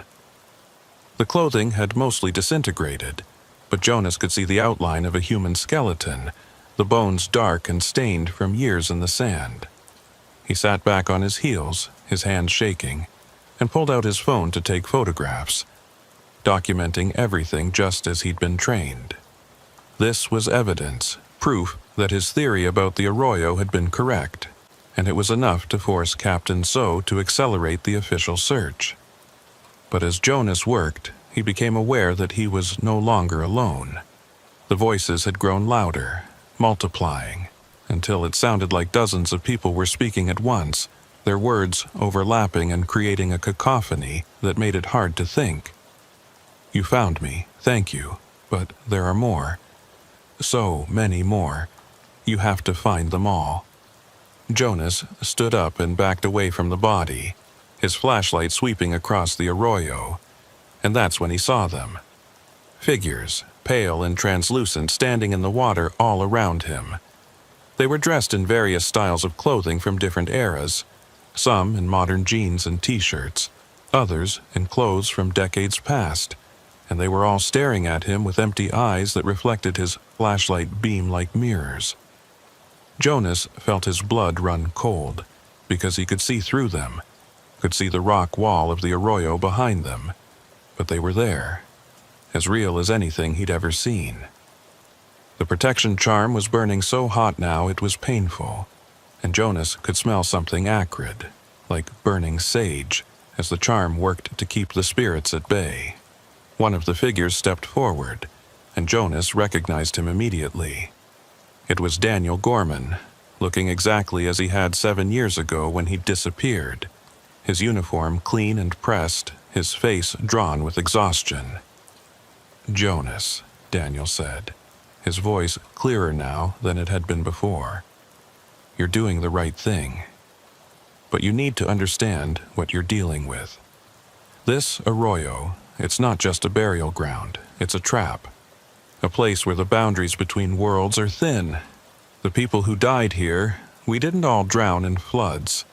Some of us were brought here, sacrificed to something old and hungry that lives in the water. And that thing, it's still here, Jonas, it's always been here." Jonas felt his throat go dry. "What are you talking about? What thing?" Daniel's expression was grim. The old people called it the water guardian, but that's not what it is. It's something that feeds on death, on the energy of trapped spirits.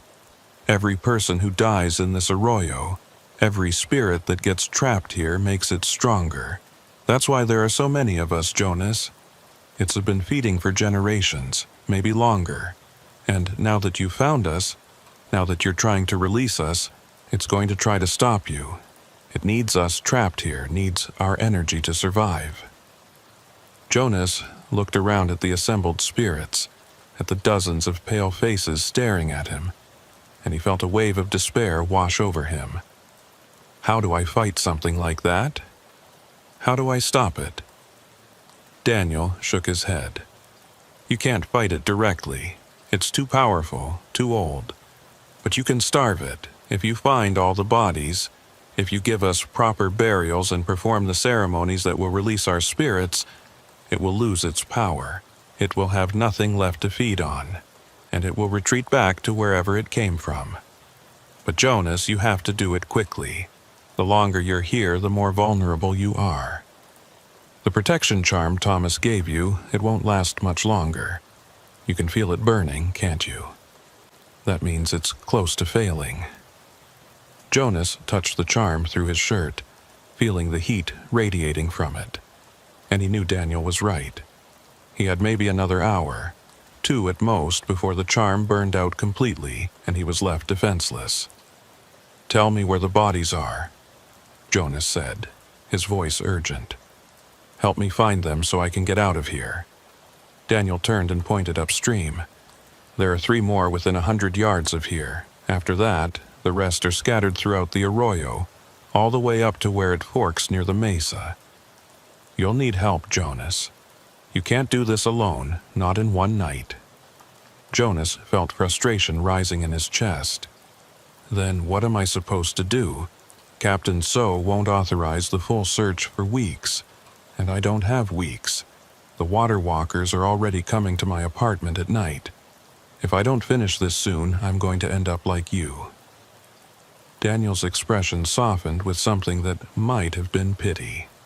Then you need to take a risk. You need to bring others here tonight, people who can help you search. And Jonas, they need to be people who will believe you, who won't dismiss what you're experiencing as mental illness or exhaustion. Think about who you can trust, who has the strength to face what's in this arroyo.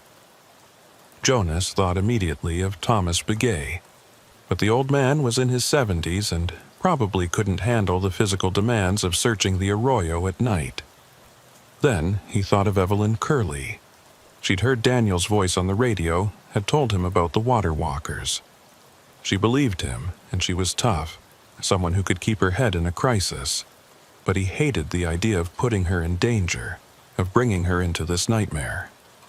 As if reading his thoughts, Daniel said, "She's already part of this, Jonas.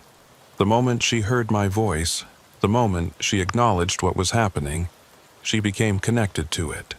The water walkers know about her now, and they'll come for her eventually, just like they came for you. You'd be doing her a favor by bringing her here, by giving her a chance to end this before it's too late." Jonas pulled out his phone and stared at it for a moment, wrestling with the decision. Finally, he dialed Evelyn's number. She answered on the second ring, her voice alert despite the late hour. "Jonas, what's wrong?" Jonas took a deep breath. "Evelyn, I need your help. I'm at the arroyo and I've found a body. But there are more, and I need someone I can trust to help me search for them. I know it's asking a lot. I know it sounds crazy, but..." Evelyn cut him off. "I'll be there in 20 minutes. Send me your location." Jonas felt a surge of gratitude so intense it almost brought tears to his eyes. "Thank you, Evelyn. And bring sage if you have it. You're going to need protection." Evelyn promised she would and hung up, and Jonas turned back to Daniel's spirit. "She's coming. Now, show me where the other bodies are." Daniel nodded and began walking upstream, his translucent form gliding over the water without making a ripple. And Jonas followed, marking the locations on his phone's GPS as Daniel pointed them out. They found 2 more bodies within the next 50 yards, both buried in the sand just as the first one had been, and Jonas photographed them and marked the locations. The third body was further upstream, near a bend in the arroyo where the water ran deeper, and Jonas had to wade through waist-deep water to reach it. As he worked, the other spirits watched from the shadows, their voices a constant murmur in the background. Some of them were crying, others were pleading, and a few just stood in silence, their empty eyes tracking his movements. Jonas tried to ignore them, tried to focus on the task at hand, but it was getting harder to maintain his concentration. The protection charm was failing, he could feel it, the heat diminishing as the power drained away, and with each passing minute the spirits grew bolder, moving closer, their voices growing louder. By the time Evelyn arrived, Jonas had marked 5 bodies total, and he was starting to feel a strange pull, a compulsion to walk deeper into the arroyo, to follow the water upstream to wherever it led. Evelyn came down the slope carrying a heavy-duty flashlight and a canvas bag slung over her shoulder, and when she reached Jonas, she looked around at the empty arroyo with wide eyes. "Where are they?" she asked, her voice barely above a whisper. "The spirits, I can feel them, but I can't see them." Jonas pointed to where Daniel's ghost stood watching them from 20 feet away. "They're all around us. Daniel Gorman is right there, and there are dozens more scattered throughout the arroyo. They've been showing me where the bodies are buried."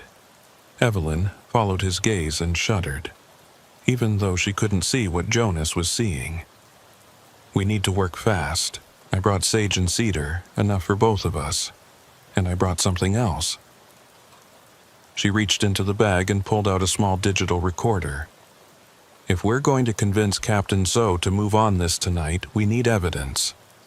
I'm going to record everything we find, document it all so he can't dismiss it." Jonas nodded, grateful for her practical thinking even in the midst of this nightmare. They worked together, moving from location to location, carefully excavating enough of each burial site to confirm the presence of remains and document them with photographs and video. Evelyn burned sage constantly, the smoke swirling around them in thick clouds, and Jonas could feel the difference it made, the way it pushed back against the spirits and gave them a small measure of breathing room. They found 3 more bodies in the next hour, bringing the total to 8, and Jonas was beginning to hope they might actually pull this off when the protection charm around his neck suddenly went cold. The heat vanished in an instant, replaced by an icy chill that made Jonas gasp, and he knew with terrible certainty that the charm had failed. The effect was immediate.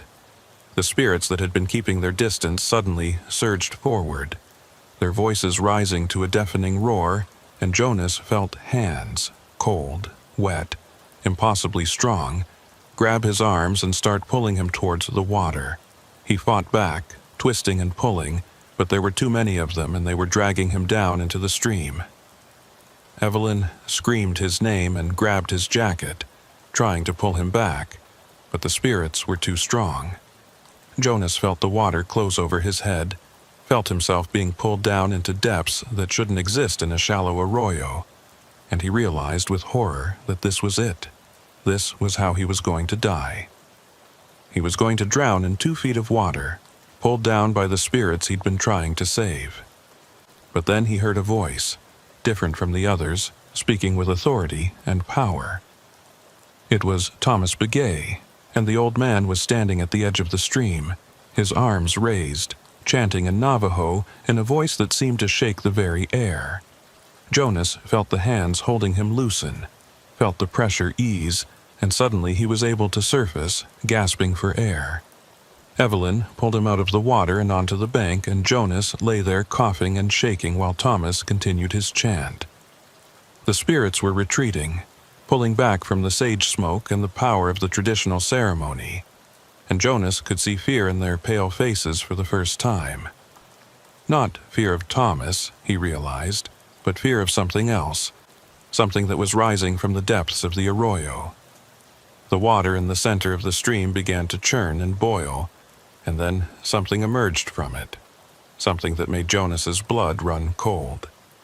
It was massive, easily 10 feet tall, with a body that seemed to be made of water and shadow in equal measure.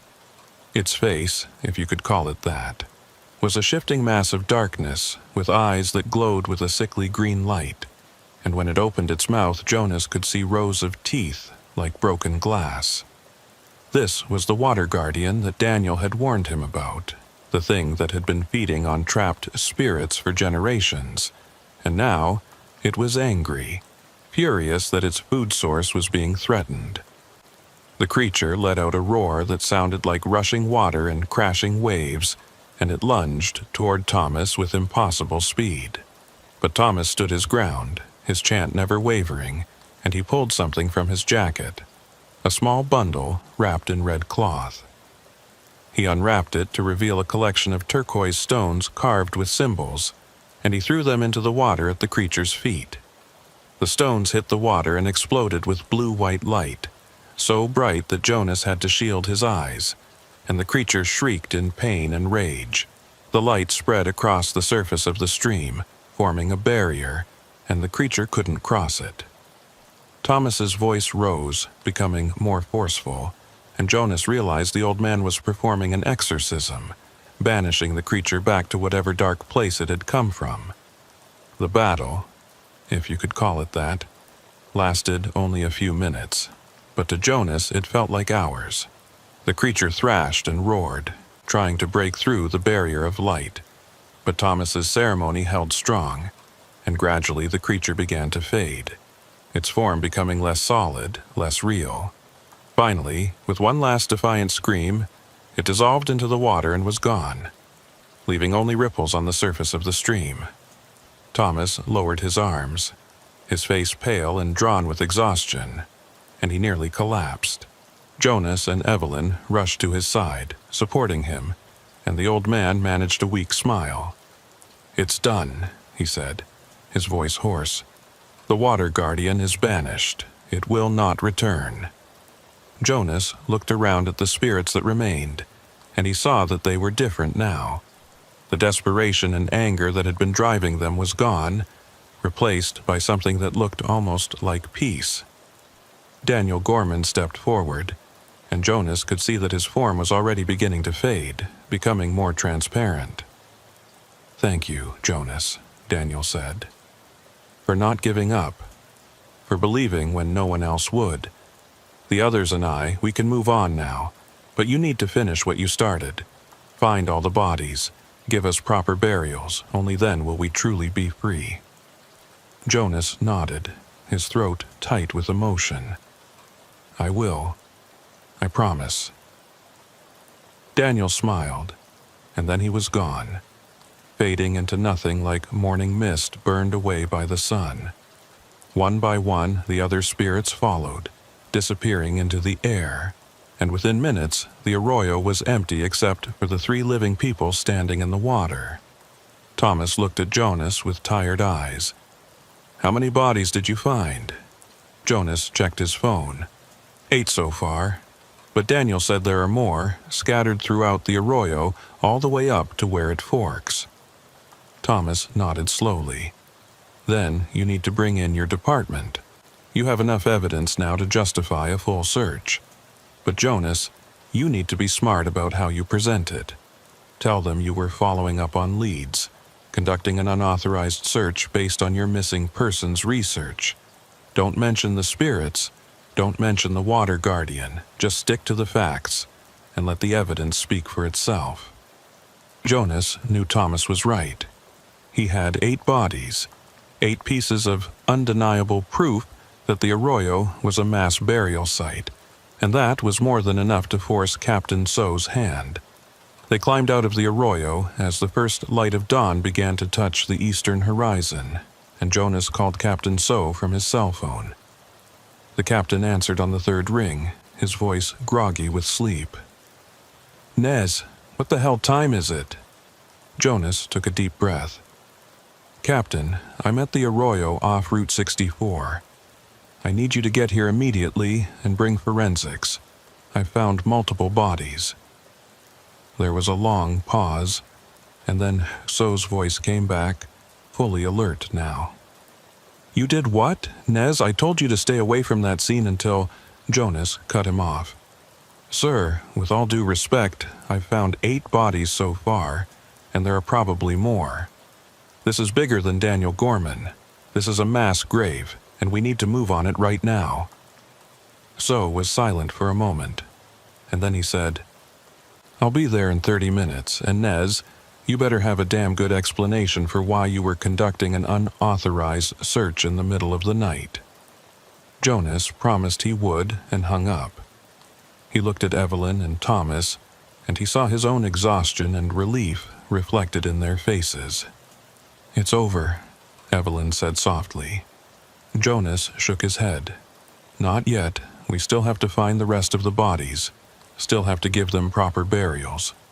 But the hard part, the dangerous part, that's done. The water guardian is gone, and the spirits can finally rest." Thomas placed a hand on Jonas's shoulder. "You did well, Officer Nez. Your grandmother would be proud." The next few hours were a blur of activity. Captain So arrived with a full forensic team and enough officers to secure the entire arroyo, and Jonas walked them through what he'd found, sticking to Thomas's advice and focusing on the facts rather than the supernatural elements. So was angry about the unauthorized search, and Jonas knew there would be consequences, but the captain couldn't argue with the results. By noon, the forensic team had confirmed all 8 bodies and begun the careful process of excavation and documentation. Ground-penetrating radar was brought in to scan the rest of the arroyo, and over the next 3 days they found 15 more bodies, bringing the total to 23, exactly the number Jonas had predicted from his missing persons research. The discovery made national news. Media outlets from across the country descended on Shiprock, calling it one of the largest mass grave discoveries in recent history. The FBI took over the investigation, and teams of forensic anthropologists worked around the clock to identify the remains and determine causes of death. Jonas was suspended from duty pending an internal review of his unauthorized search, but he didn't care. The bodies had been found. The families would finally have answers, and the spirits that had been trapped in that arroyo for so long could finally move on. Thomas Begay helped coordinate traditional burial ceremonies for the Navajo victims, and Jonas attended every single one, paying his respects to the people he'd helped bring home. Daniel Gorman was buried with full honors in a ceremony that brought out dozens of current and former tribal police officers. Jonas stood at attention during the service, his dress uniform crisp and pressed, and he felt a sense of closure that he hadn't expected. Daniel's spirit was at peace now, and that knowledge gave Jonas comfort. The internal review concluded 2 weeks later, and while Jonas received an official reprimand for conducting an unauthorized search, Captain Zoe also commended him for his dedication and the results of his investigation. Jonas was reinstated to active duty, and his missing persons research became the foundation for a new cold case unit within the tribal police department. But the arroyo itself remained closed, cordoned off with crime scene tape and warning signs. The forensic investigation continued for months, and even after all the bodies had been recovered and identified, there was something about that place that made people uneasy. Jonas never went back there, never wanted to. He'd seen enough of what lurked in those dark waters, had felt the pull of the water guardian trying to drag him down into the depths. He was content to let that place fade into memory, to become just another chapter in his career as a tribal police officer. Evelyn Curley never spoke publicly about what she'd witnessed that night, but Jonas would sometimes catch her staring off into space during her shifts, and he knew she was thinking about the spirits and the ceremony and the thing that had risen from the water. Thomas Begay became a regular consultant for the tribal police, helping with cases that involved traditional knowledge or spiritual elements, and Jonas developed a deep respect for the old man's wisdom and courage. One evening, about 6 months after the Arroyo incident, Jonas drove out to Thomas's trailer to thank him properly. They sat on the front steps as the sun set, sharing coffee and watching the desert turn gold and red in the fading light. "I never asked you how you knew to come to the Arroyo that night," Jonas said. Thomas smiled, a knowing expression on his weathered face. "The spirits told me. They reached out to me in my dreams, showed me what was happening, showed me that you needed help. I almost didn't make it in time." Jonas nodded, understanding. "What happened to the water guardian? Is it really gone, or did you just banish it temporarily?" Thomas was quiet for a moment, choosing his words carefully. "I sent it back to the void, to the dark place between worlds where such things belong. But Officer Nez, you need to understand something. Creatures like that, they're part of the natural order, part of the balance between life and death. It wasn't evil in the way humans understand evil. It was just hungry, doing what its nature compelled it to do. I didn't destroy it because I couldn't, because doing so would have created an imbalance that might have caused even greater problems. I simply convinced it that this place was no longer a good hunting ground, that the cost of staying was too high." Jonas thought about that, about the idea that the water guardian was still out there somewhere, waiting and watching. "Will it come back?" Thomas shrugged. "Maybe. In 100 years or 1,000, when people have forgotten what happened here, when the warnings have faded into legend. But not in our lifetime, and not in our children's lifetime. For now, it's gone, and the Arroyo is safe." Jonas had to be satisfied with that answer. He finished his coffee and stood up to leave, but Thomas called out to him. "Officer Nez, one more thing. What you did in that Arroyo, what you risked to bring those people home, that takes a special kind of courage. But it also marks you, changes you in ways you might not understand yet. You've walked between worlds now, touched the spirit realm, and that's not something you can undo. You'll see things other people don't see, hear things they don't hear. And sometimes the spirits will call on you for help, because they know you're someone who will listen." Jonas felt a chill run down his spine. "Are you saying this is going to keep happening? That I'm going to have more encounters like this?" Thomas's expression was sympathetic. "I'm saying that you've been given a gift and a burden in equal measure. What you do with it is up to you. You can choose to ignore it, to pretend it doesn't exist, or you can embrace it and use it to help people, both the living and the dead. But Officer Nez, understand that this choice will define the rest of your life." Jonas drove home that night with Thomas's words echoing in his mind, and he knew the old man was right. He'd crossed a threshold in that Arroyo, had touched something beyond the rational world he'd been trained to navigate as a police officer, and there was no going back. Over the following months, Jonas noticed changes in himself. He would sometimes see shadows moving in his peripheral vision, or hear voices on the wind that no one else seemed to notice. At first it frightened him, made him question his sanity, but gradually he came to accept it as part of who he was now. He wasn't crazy. He was just attuned to something most people couldn't perceive. And with Thomas's guidance, he learned to control it, to use it as a tool rather than letting it control him.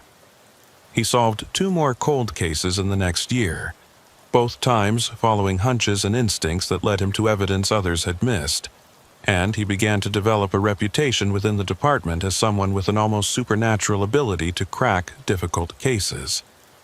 Captain So noticed the change in Jonas, though he never commented on it directly. Instead, he started assigning Jonas to the department's most challenging missing persons cases, trusting him to find answers where others had failed. And Jonas did, time and time again, using a combination of solid police work and his newfound sensitivity to the spirit world.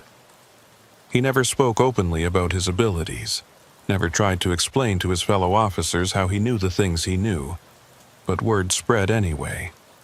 Within the tribal police community, Jonas Nez became known as someone special, someone who could walk between worlds and bring home the lost.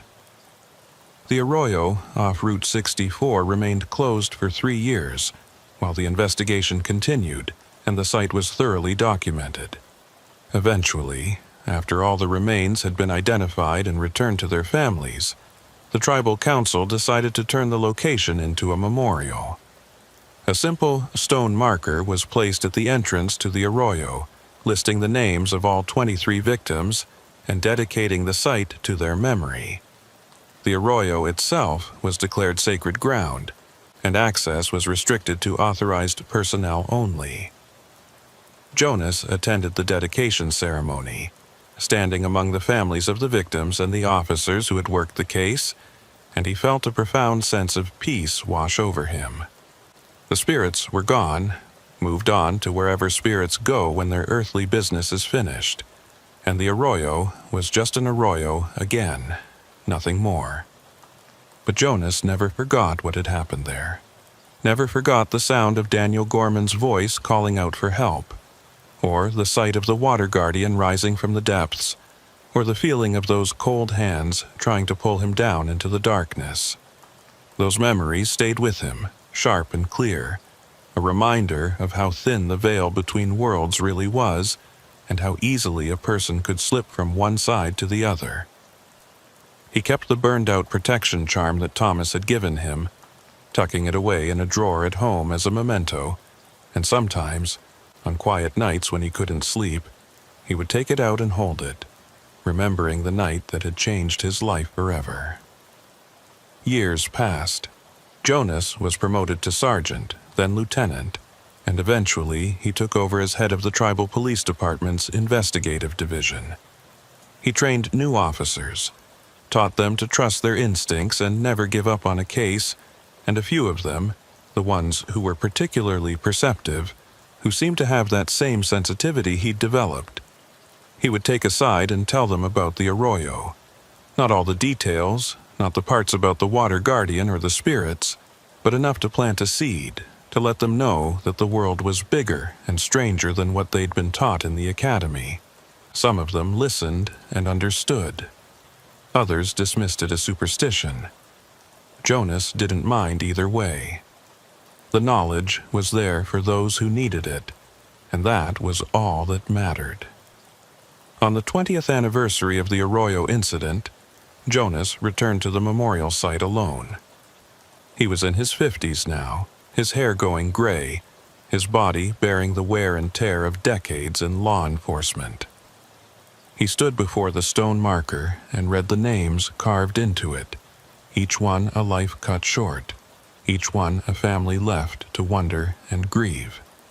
But they had answers now, because of what he'd done, because he'd been willing to listen when the spirits called out for help. Jonas placed his hand on the cold stone and closed his eyes, and for just a moment he felt them there with him, Daniel and all the others, not as the desperate, trapped spirits they'd been, but as something peaceful and whole. They were thanking him, he realized, acknowledging the debt they owed him for bringing them home. Jonas opened his eyes and smiled, a quiet, private smile, and then he turned and walked back to his truck. He had work to do, cases to solve, people to help. The world kept turning, the dead kept calling, and Jonas Nez kept answering. Because that's what guardians did. That's what it meant to walk between worlds, and he wouldn't have it any other way.